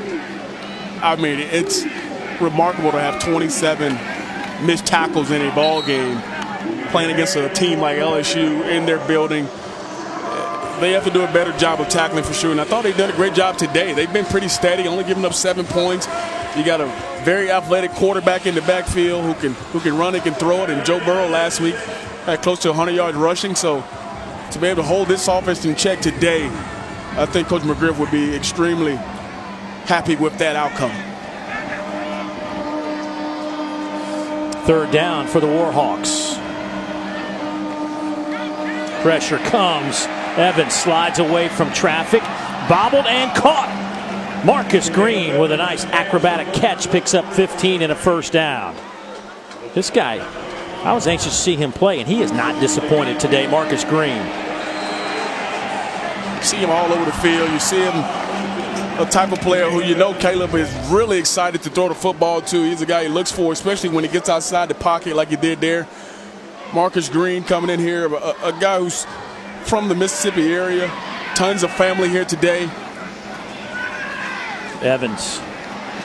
He's dropped for a loss around the 37, a loss of 5 on the play. That's Tisdale. That's another tackle behind the line. But you mentioned Marcus Green, and he is from Pontotoc, Mississippi, which is 30, 45 minutes from here. I mean, it is not far at all, so he really is coming home. And he has had a nice afternoon. Not much to talk about for ULM, but Green does have 7 catches for 60 yards. And he's a guy who's been their explosive player. He has 7 plays of 20-plus yards this season, so he's a guy they want to get the football to down the field. Trying to slow down that rush by swinging it out to Gore. Ole Miss really swarming to the football. Mohamed Sanogo with another tackle, and that's another one behind the line of scrimmage. And even with the game out of hand right now at 56-7, this is a time for Coach McGriff and his defense to work on some things, to fundamentally get some things down that they need to work on, that they struggled with in the first few games. And I'm sure they will be really excited to keep it where it's at now. They only scoring 7 points, especially with so many pieces missing, Dave, especially on the back end. They've been decimated, but we finally get to see Ruggs in the ball game now in this second half. Evans had to get rid of the football in a hurry. That's because Armani Linton, I tell you what, you don't want to see him coming downhill, do you? 6'2", 230, safety now. When you say some guy just looked the part, he looks like the prototypical safety back there. We've seen him at the line of scrimmage. We've seen him covering. And you can tell that he is taking going on that side of the football as a challenge and is completely all for it. 4th down. So a punt by the Warhawks. Back to return it is Elijah Moore. He'll catch it at about the 17 and hit right there, but a flag comes in as well. 49-yard punt.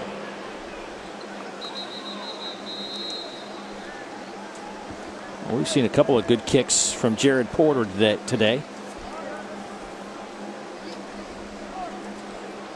Also an injured ULM player back near the line of scrimmage.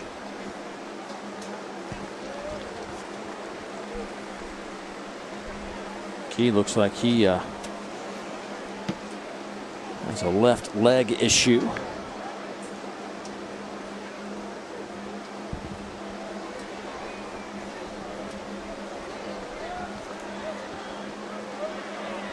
He left the game earlier, a little banged up. Back in the first half as well.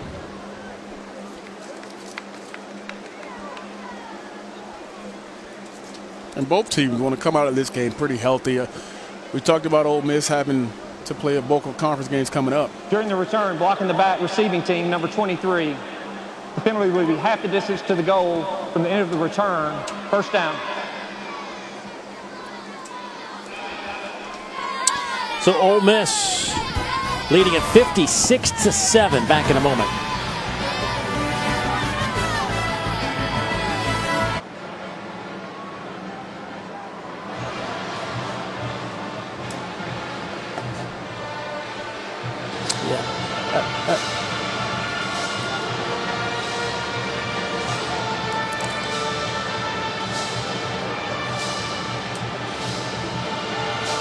Thank you, Dari. That'll be a lot of fun at Texas A&M. Phil Longo knows about Texas. Coached some at Sam Houston State. Loves his cowboy boots. Offensive coordinator working with a freshman quarterback right now. He throws it up. Corral.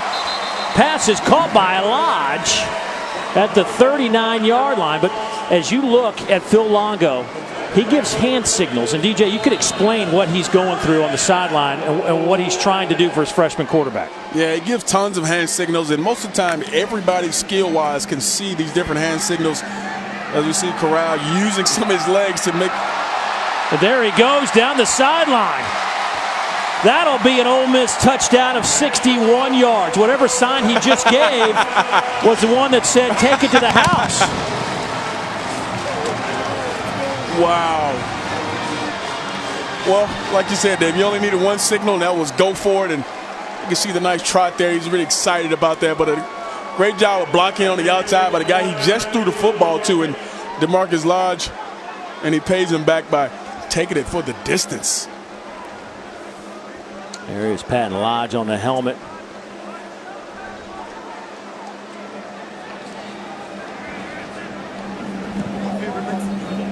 ...703 yards of offense. 703 for Ole Miss. But the numbers that really matter, 63 on the big board. 63-7. You're looking at the future, perhaps, of Ole Miss football in 2019 and beyond. Matt Corral. Phil Longo. Been a good day for him, too.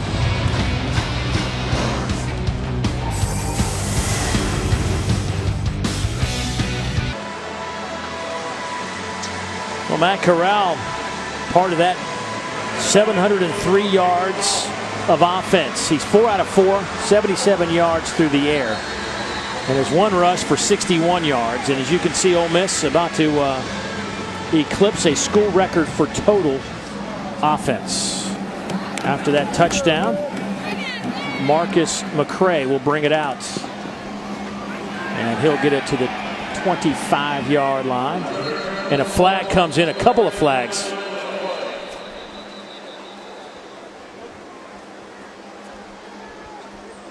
Well, our center judge was way back at midfield, and he Launched it. couldn't even throw it as far as where the penalty occurred. During the return, personal foul, face mask, kicking team, number 86. 15-yard penalty from the end of the return. First down. So that's why he threw the flag.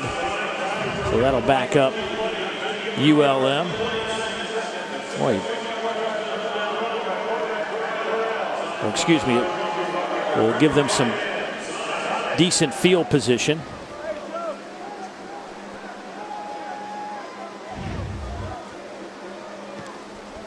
So that'll push the ball out to the 39-yard line.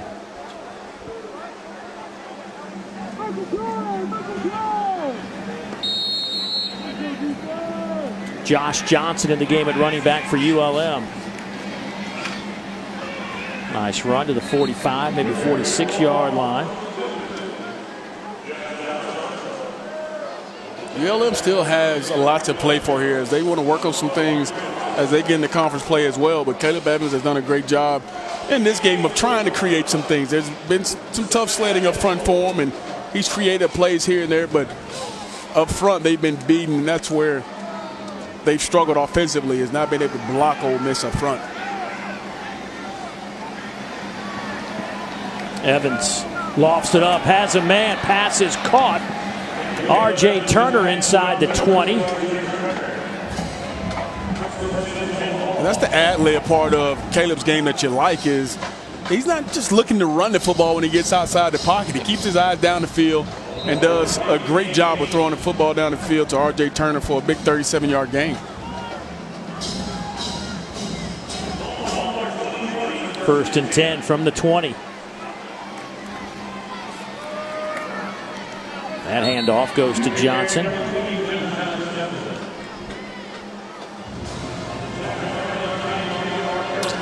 Caleb Evans has now surpassed 5,000 yards.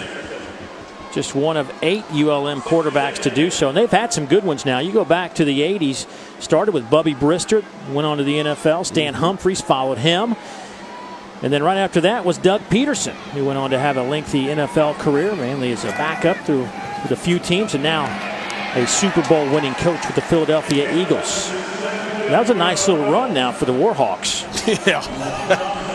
That's throwing it all over the yard with some pretty, you say, accurate quarterbacks throwing the football. And Caleb Evans now joins that select crew of quarterbacks. So congratulations to you, Caleb. Of course, ULM, formerly known as Northeast Louisiana.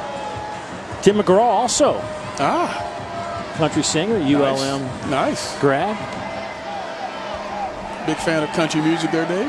I like a little country. I like a little bit of everything. I like a little bit of everything. I do. With a twang. I said that, right? Here's a toss sweep on third down. Let's see where they spot that football. Well, spotted right around the 16-yard line. Give him 6. That's McCray scooting to the outside. And I thought this was where ULM started the ball game on the perimeter. Being more aggressive, throwing it on the outside. Knew they had some matchup issues up front, and now they're starting to do that a little bit more and having a little bit more success. This is possibly where they need to continue this game, is on the perimeter instead of trying to be inside and play the game. Couple of tight ends on fourth down. Evans hit and dropped. It looked like he ran right into his center, Bobby Reynolds. They'll give the credit to Brendan Williams. A loss of 7, and Ole Miss will have the football. 10 tackles behind the line of scrimmage today for this Ole Miss defense. 63-7 our score. This is the kind of day it's been for ULM.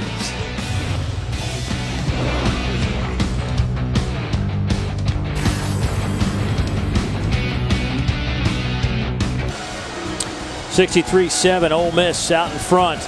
The nasty wideouts today have been downright nasty. You look at some of these numbers, and oh man, what a day for those 3 guys. Wow, that's pretty darn impressive right there.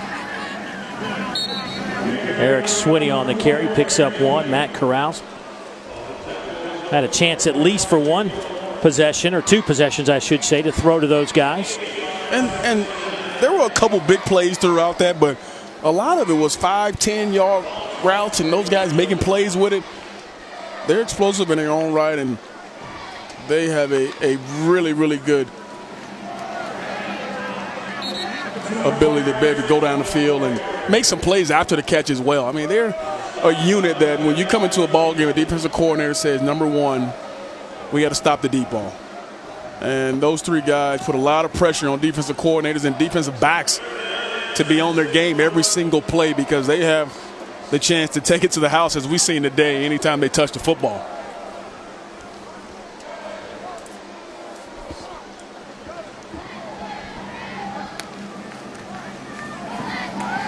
High throw.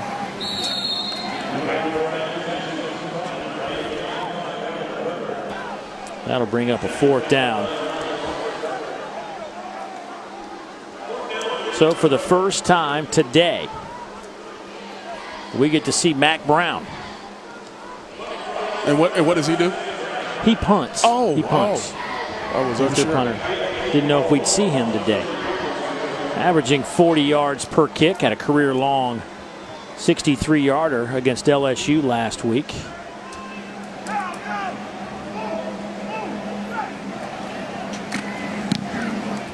Line drive kick. Very returnable for Marcus Green, who had 4 return kicks a year ago. Tied for first in the country. Can he have one here in 2018? Yes, he will. 70 yards. We talked about Marcus Green earlier. We talked about how explosive he can be. We talked about what he brings to this team. And it was set up pretty well.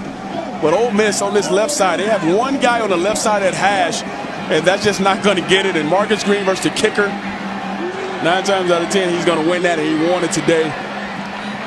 Big return by Marcus Green. Coming back home, he'll have something to be excited about today off that big punt return for a touchdown.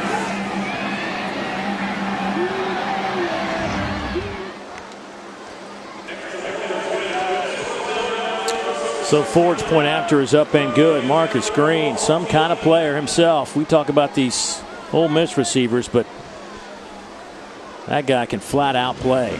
Let's go down to Dawn. Dave, DJ, I bet that was pretty special for him. He grew up coming to this stadium to watch games, grew up about 20 minutes from here. Told me that his ticket list this morning hit 83 people. He was expecting about 200 total to come to the game. He had started asking his teammates this summer to keep him in mind if they weren't using their ticket allotment, and then sent out a group text to the entire team about a week ago just to remind them. So he's really excited to be so close to home. Told me he even knows a couple of the security guards here at the stadium. Like, this is really a homecoming for him as well. Well, he'll always have that highlight. 70-yard punt return for a touchdown.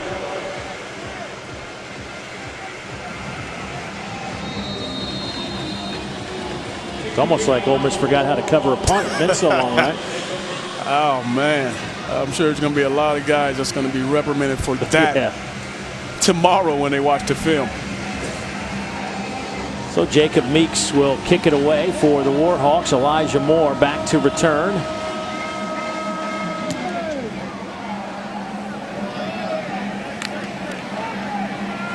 Takes a knee. Coming up next, undefeated and second-ranked Georgia will host Vanderbilt in our SEC Saturday night matchup presented by Holiday Inn Express. Of course, that game also streaming on the ESPN app. Last time Vanderbilt went to Athens, they shocked the Bulldogs. Kirby Smart's first season. 2 good ones. Jake Fromm completing over 72% of his passes.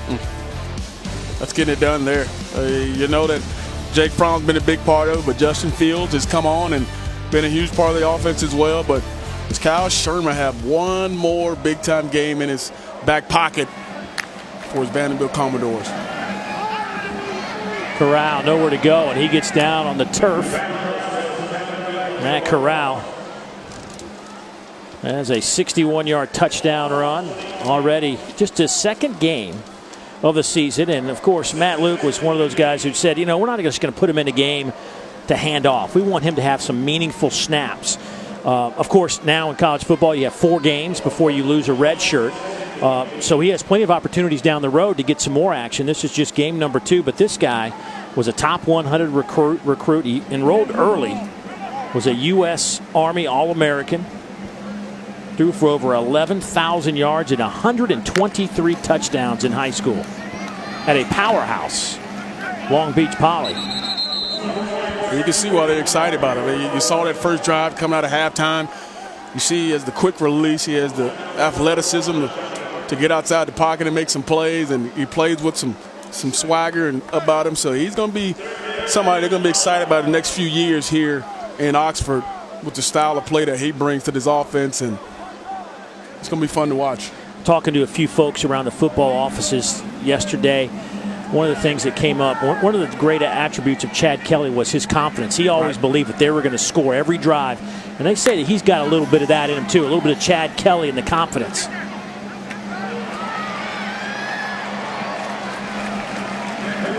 Elijah Moore picking up 13 yards. And you can just see some of that confidence. You can see just the fundamental part of the game that he has, moving a little bit side to side in the pocket, not trying to run out or move too fast, finding a little crease and lane to throw to, and then delivering a strike. That's what you talk about, just moving inside the pocket. He does a great job of that on that particular play, and then finishing it off with a completion.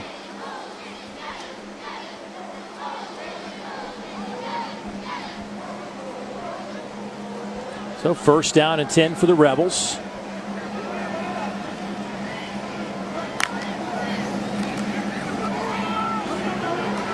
They'll get it out to Swinney, who will try to make a couple of guys miss. Not a lot happening there, just a yard, and Rashad Harding bringing him down. Swinney's a guy they're glad to have back. You know, he had mono a few weeks back, and he just lost a lot of weight, a lot of his endurance. Took him a while to get back in football shape, get his strength back. But that allows a guy like Armani Linton to go play defense now that you've got a Swinney who can be your 3rd running back. Yeah, and we saw Isaiah Woolley earlier. We know what Scotty Phillips brings. Now you're bringing a guy like Eric Swinney, who's similar to Scotty Phillips in the way he runs. And that's why, like you said, they were able to take Tyler Knight and Armani Linton and take him over to the defensive side when you need that type of help. Oh, Swinney is tossed to the turf by Darian Ford. So now it'll be 3rd down and about 13 yards. And Dave, here's the situation right here on 3rd and long where you get a chance to see Matt Corral. You get to see what he's about. And the situational part of the game, does he force the ball? Does he try to make something happen because he wants to continue to drive and stay on the field? Here's the decision-making process that you want to see out of Matt Corral in a critical moment in a game right now. You saw some of those signs we were talking about earlier. Only one of those signs means anything. The other ones are just fakes to kind of bluff, and you don't know if it's the first one or the third one if you're trying to scout them.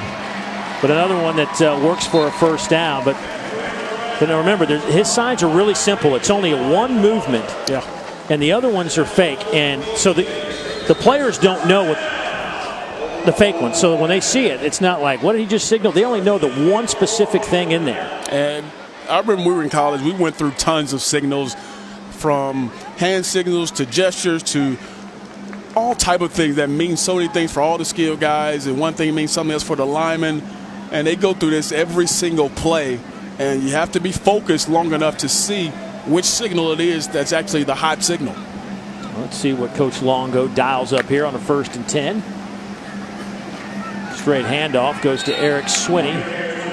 No gain on the play, and see if that's not the final play of the 3rd quarter.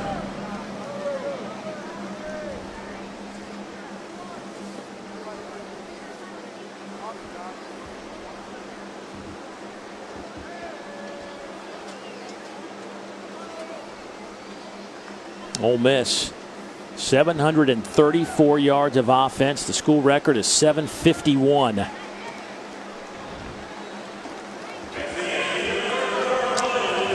Scotty Phillips, the rest of this offense enjoying an afternoon here at homecoming. 15 more minutes to go. It's been all Ole Miss.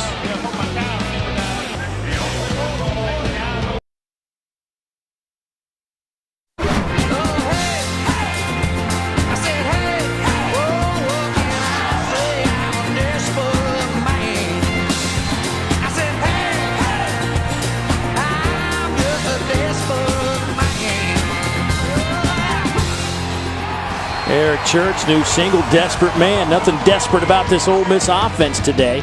They are about to set a school record. They may do it right here. Corral keeps it himself. He'll have a 1st down at the 39. That's 11 yards. So not quite there yet. But you look at our game summary. 9 straight possessions, 9 straight touchdowns. They had to punt on their last possession. But other than that, it's been a pretty flawless afternoon offensively. Exactly what Coach Longo dialed up. He was really excited. We talked about that earlier, and this offense is definitely not disappointed today. And all the weapons they have all around the field, and we're seeing some of the second teamers now, and excitement for this guy, Mr. Matt Corral, is definitely going to boost the confidence of everybody going forward. Corral will keep it. Trying to turn the corner, and he'll get a couple of yards out of that when it's all said and done. But you see, obviously, Matt Corral runs more than Jordan Ta'amu. I mean, he is certainly looking to pick up some yards. Jordan's looking to sling it. Yeah. And we've seen Corral sling it around, too, and that's what's going to make him just as dangerous is now he's going to bring that extra dimension of any given time he can take off and go 60, 70 yards like we saw in that third quarter. He has that type of ability with his arm and his legs. Second down coming up. They need 5 yards for a new Ole Miss record. They've been playing football here for about 124 years. They'll swing it to the outside. Miles Battle will have the yardage needed. First down for Ole Miss. It's got to be what this offense has been about today is find the open receiver. You got off coverage. Take the simple and easy throw. As you can see, they get to the new record here for Ole Miss. It's tons of yards being chalked up today, and both quarterbacks have done a great job of just being efficient with the football and not turning it over.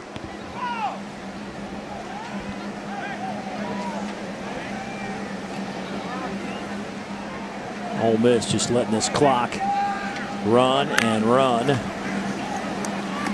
Quick slant, passes caught, and this could be another touchdown. There goes Elijah Moore. Touchdown Ole Miss. That was 24 yards. We got a nice block on the outside from Alex Weber. And again, another simple, easy throw. Nothing really to it. You find the open guy. He's a 5-yard hitch route, and Elijah Moore does the rest with his athleticism. And like you mentioned, Alex Weber on the outside blocking, fellow receiver.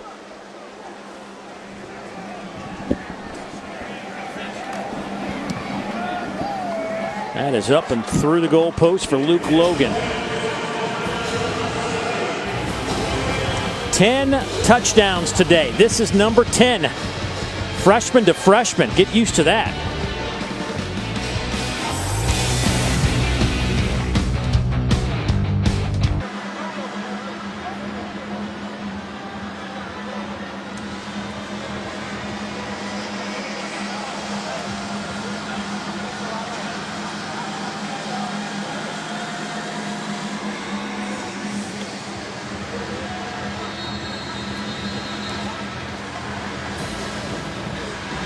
Oh, some great games going around the conference this afternoon. I wouldn't necessarily say this is a great game. 70-14. I wouldn't put it in that category. Hey, we'll be back in 10 seconds after this message from Academy Sports and Outdoors. Want to give him a try? Yeah.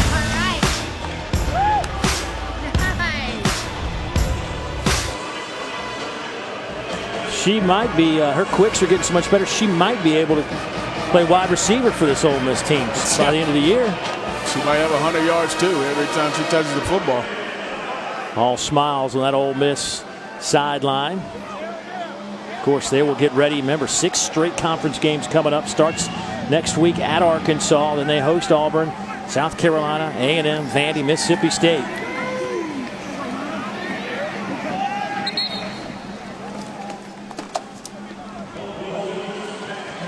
Colby Suits getting some work at quarterback. A 6'3", 233-pound freshman out of Fort Worth, Texas. Getting some work today. He's a guy they're really high on. Evans gave it his best shot today, but just didn't get a whole lot of help. Josh Johnson.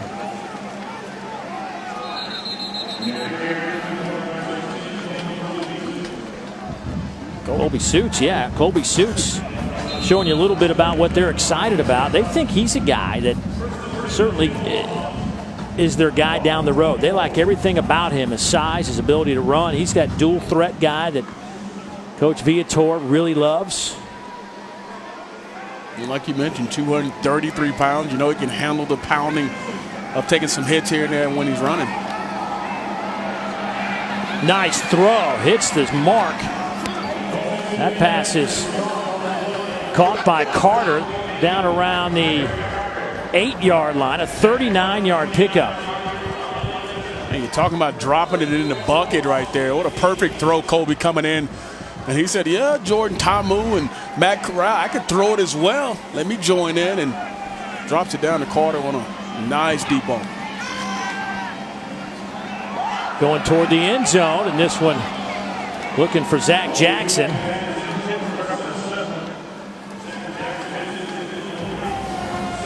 Love the aggressive play calling, but also I love what Kobe's putting the football. He's giving his guys a chance to make a play on it, and I thought Zachary Jackson had a great chance of catching that football before Ole Miss's defender actually turned his head around.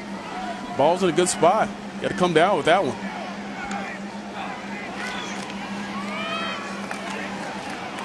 Johnson with the run to the 15-yard line. ULM today is closing in on 400 yards of offense. Only one offensive touchdown. The other came on a punt return from Marcus Green, 70 yards. And similar to what we saw at Matt Corral with a big third down conversion he had when he came in the ball game. Another one here for Kobe inside the red zone. Has to make a good decision here. Got points on the board, but will he make a good decision to convert this third down? Bringing some heat. Lost the football. It's on the turf. Can Ole Miss scoop it up? They do. It's at the 45-yard line. Cavante Ruggs, who had to sit in the first half because of a targeting call last week, comes up with the fumble recovery.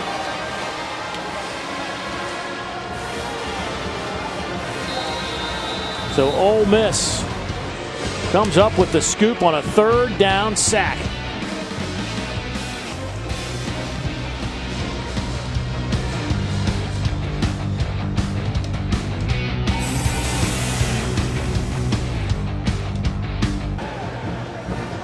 Total offensive record today for Ole Miss. You can also chalk up a single game record for the pass attack today. 517 yards through the air today for this Ole Miss team. And when you start thinking about Matt Corral, 10 of 10, 143, couple of TDs off the bench.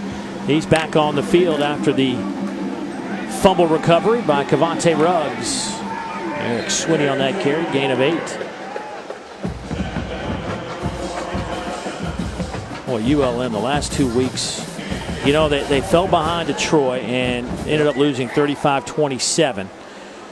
But they fell behind 28-0, had to really make a rally to make that close. Had a chance late, but then last week they didn't even have much of a chance. Georgia State just from the opening kick really gave it to them. And that man, Coach Viator, said to us this week, it's just like he doesn't have any explanation from where that came from. Yeah. It was just not how they've played or practiced.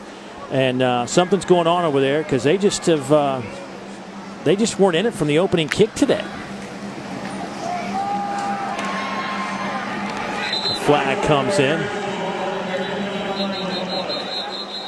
but you know there will be some meaningful discussions back in Monroe, Louisiana, when they get home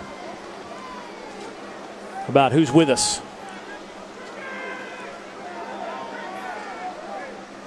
Okay.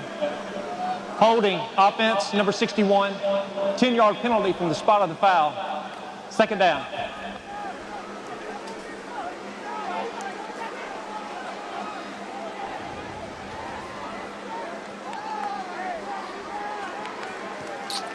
Ole Miss getting anybody that pretty much has a jersey on, getting some action.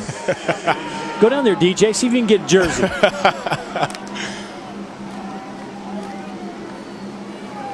There's Swinney on the run. He'll pick up 4. Of course, they start off, Ole Miss, with the 2 heavyweights at this point in the league. Actually, 2 of the 3, I should say, Alabama and on the road at LSU. Not exactly the way to get your footing through a conference run, but nonetheless, they've gotten that behind them. And you know, you look at that schedule and you say if you play a little bit of defense, you might have a shot at 6 wins. And here's the thing: you play Alabama, you play LSU, you kind of figure out who the guys on your team you can depend on, who's going to show up in those big moments, and you get to the stretch run of your season and know who those particular players are. Matt Corral picking up a couple yards close to a first down. Looks like he may have got it. Boy, Cortez Cisco holding on for the initial hit. Big collision, but look at Corral. First down. That's what I'm talking about there. He takes a huge hit, gets slung around, picks up a first down here, not looking to slide, but trying to get there and takes a knock right there at the end. But he gets up laughing and joking, and you can see the confidence is not lacking from Matt Corral when he's on the football field. Offense just went over 800 yards, 804 now for Ole Miss. Look, you know, I think sometimes people get so close to the fire, meaning Ole Miss fans, that they forget that this team is having to deal with some NCAA sanctions and the cloud that's been over this program back-to-back years with a bowl ban. You know, from an outsider's perspective, the fact that they were able to do what they did last year, obviously got Matt Luke the job, but with an opportunity to win 6 or 7 games again, if things kind of fall the right way for them. I mean, obviously that's yet to be determined, but if you do get to that 6-win, 7-win season, I think that's saying something. And I know you got some talent out here, but regardless, there's a cloud over this program. Absolutely. And when things happen to 18 to 22-year-olds and you look at the dynamic of what it means to their future, and for guys not to just kind of tap out, it means a lot. And these guys continue to fight. They have some pride about themselves, and they want to finish their careers. They want to finish a season off on a high note. And I remember when I was in this not in this particular situation, but when you had some things go wrong, you wanted to play really well for that senior class. And there are a lot of seniors on this football team, like a Jordan Ta'amu, who you want to send out and send them out on a high note. And saying that, hey, we were bowl eligible will be big for those guys down the road.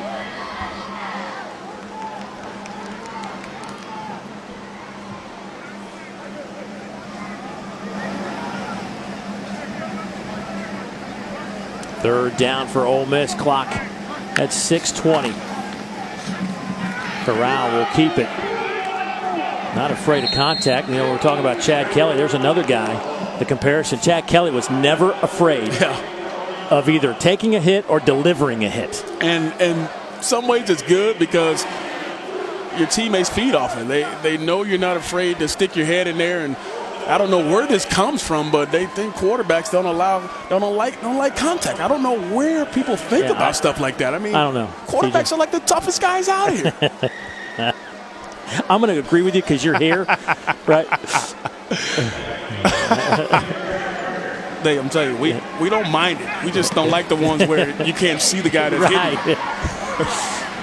Mac Brown punts it away. Fair catch call for it, the 13-yard line. Ole Miss all smiles. One of the great, interesting stories here at Ole Miss is a guy named Benito Jones. He loves his farm. We'll have his story when we come back. Take this a little home. Big Benito Jones out of Waynesboro, Mississippi, a starter on that D-line. He loves his football, but you know what? He loves his farm even more.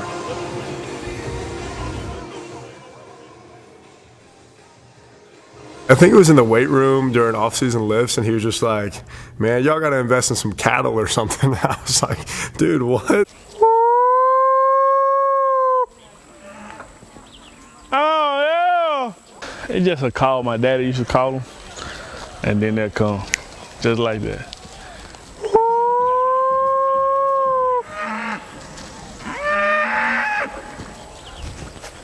They just a little hungry.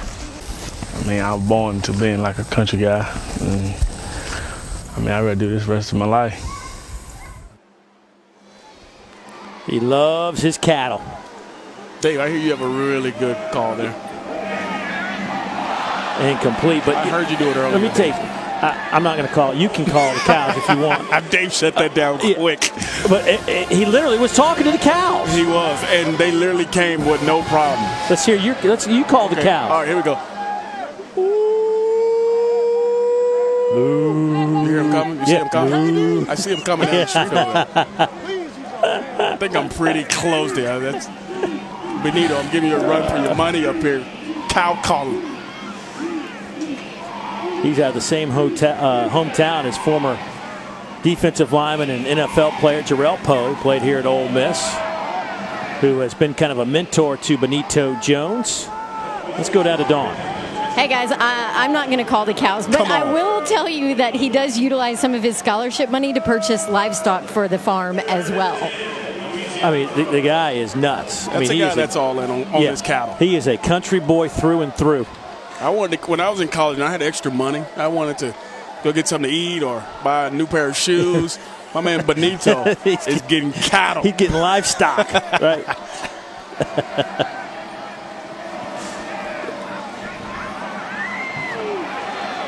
Broken tackle there. That'll get Colby Suits out of bounds with 4:44 to play in this one, a gain of 12. But Benito is one of those guys, though, that coaches tell you that he has got unbelievable talent, right? I mean, great first step.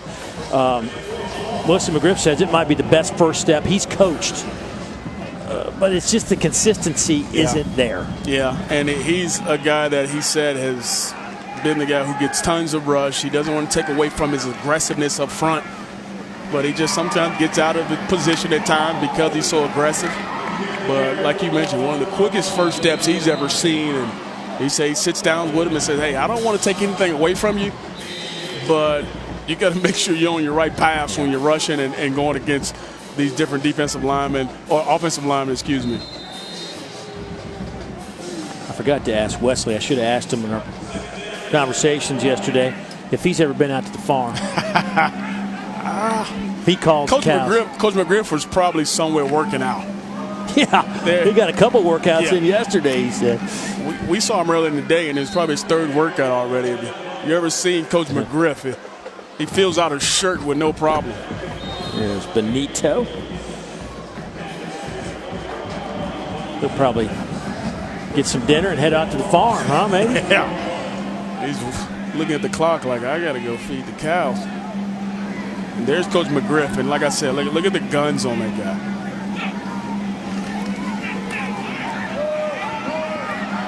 That one is dropped around the 15-yard line. Looking for Josh Peterson, and Wesley McGriff fired up about it. Look, there hadn't been many opportunities for him to smile.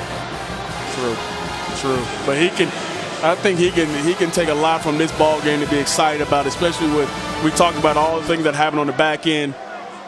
But he has gotten the group ready that's playing, and he talks about bringing the energy and the juice every single day, regardless of who's out there. And this defense is only giving up 7 points today.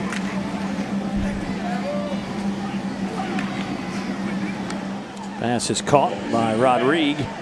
Gain of 9. He'll be a little bit shy of the first down. 3:15 and counting. I wonder what a game like this will do for you. It's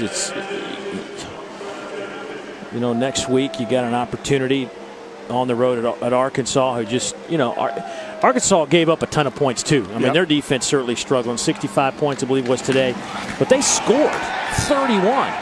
Okay, let's face it, not many teams have done that to Alabama. And they did a good job of moving the football as well. And they had a point in that ball game where it was 21-7, and they were going in to score. And Ty Storey fumbles right there on the 1-yard line. It's 21-14. You got a ball game. But I just think the confidence offensively from Arkansas for scoring 31 will give you a little boost, something to hang your hat on. But it's certainly a winnable game for Ole Miss. Yep. But they have to put together the performance they put together today. You can't have the two where you in conference and things didn't go right for you. Suits. He'll have the first down on a 4th down at about 6. He picks up 7. So Ole Miss is going to sweep through their non-conference slate.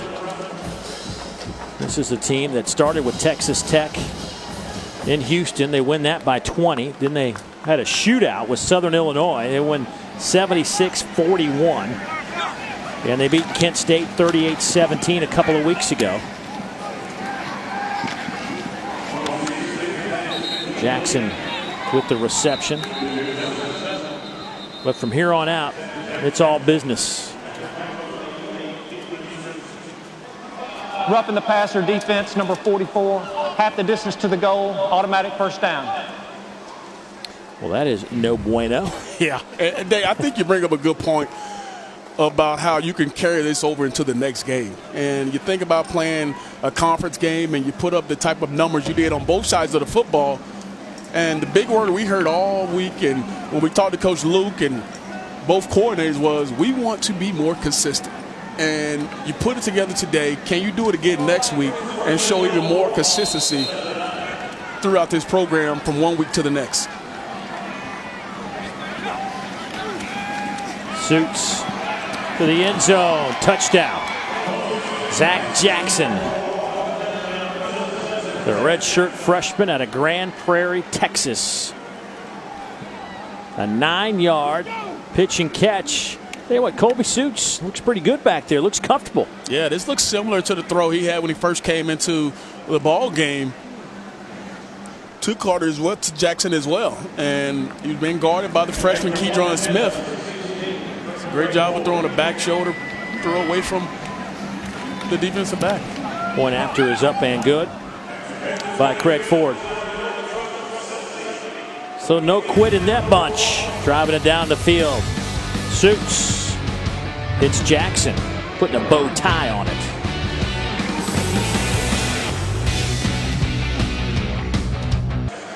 Thanks, Dari. Boy, what a job by Florida. You know, Dan Mullen, the guy just flat out wins. Finds a way to get the most out of his players. And, wow, you're talking about back-to-back big wins for Florida.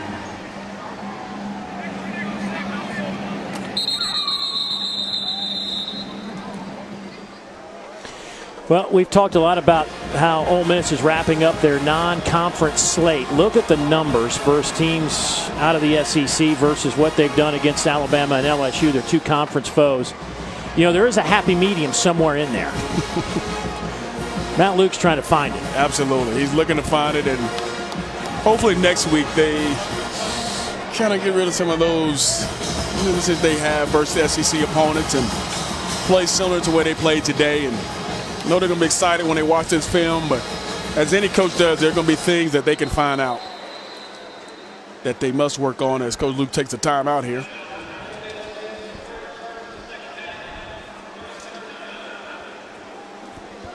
Grant Ressmeyer in at quarterback now, trying to get everybody situated. A lot of guys who probably didn't come to the ballpark today thinking they were going to play. They got to find some mouthpiece, chin straps. Don't forget, we have got a good one coming up on our SEC Saturday night contest presented by Holiday Inn Express. Second-ranked Georgia hosting Vanderbilt. 7:30 Eastern time. Kick, but 19 minutes away. Tom Hart, Jordan Rogers, Cole Kubelik on hand for that one. You look at our SEC standings, and LSU's going to hit their first blemish of the season, it appears. And Dave, everybody talks about how competitive the West is always, but the East is turning up to be really competitive right now with Kentucky and Florida coming on here in the last few weeks. South Carolina getting a big win versus Missouri today. It's going to be interesting towards the latter part of this season and what happens in the East. If Georgia happens to slip up, there's Kentucky and Florida. Certainly a little bit more balance this year in these division races. I mean, basically the East was a war of attrition for a few years there. Just holding on. Right.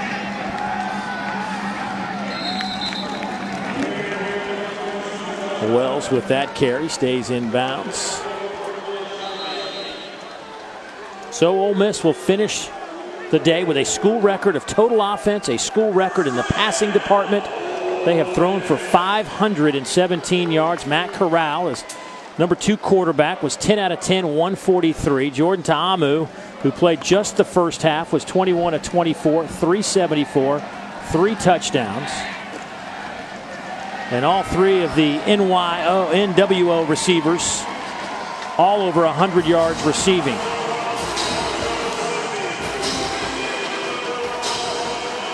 Jordan Ta'amu with another outstanding game, slinging it around the field. Matt Luke gets the win he was looking for. And a confidence builder as the stretch gets much more difficult for Ole Miss, with 6 SEC teams on the slates. Boy. Lodge with 179 through the air receiving. A.J. Brown, 133. DK Metcalf with 115. All had a touchdown as well. Just a big day offensively. And for more, let's go down to Dawn. All right, thank you. I'm here with Jordan Ta'amu, a new school record for total offense and passing yards for you guys. After a week full of talk about finding consistency, how big was this one for you guys? This one was big just for the offense and for our team in general, just to stay consistent throughout the game, and I believe we did that. And we're super excited that we got the W, and I'm just happy right now. 7 for 7, 7 touchdowns for you in the first half, and 2 of those on the ground with your legs. How are you so effective there? It's just what the defense gave us, the O-line blocking and our receivers doing their job and staying downfield and blocking at the same time, and just getting that open grass area. I seen it and I took it, and I just had to trust in my legs, and that's what gave us scoring drives. So. You're nasty wideouts. We're nasty again here today. What do you like the most about what you got out of them? Just the way they carry themselves, the way they find the ball in the air, the way they can come down. Super happy with them. Super happy with the 2s that came out as well. They're nasty for a reason, and they showed it tonight or today. Jordan, congratulations. Thank you so much. Do you want a handshake? How about that? He remembered the handshake. I was more worried about Dawn than I was Jordan. He played a whole game. He had a lot going on, but he still remembered his shake with Dawn. That's pretty cool. Great stuff. Good day for Ole Miss. They win this one in fine fashion, 70-21. That's our final score. Coming up next, it's SEC Now. Let's send it back to Dari in the studio.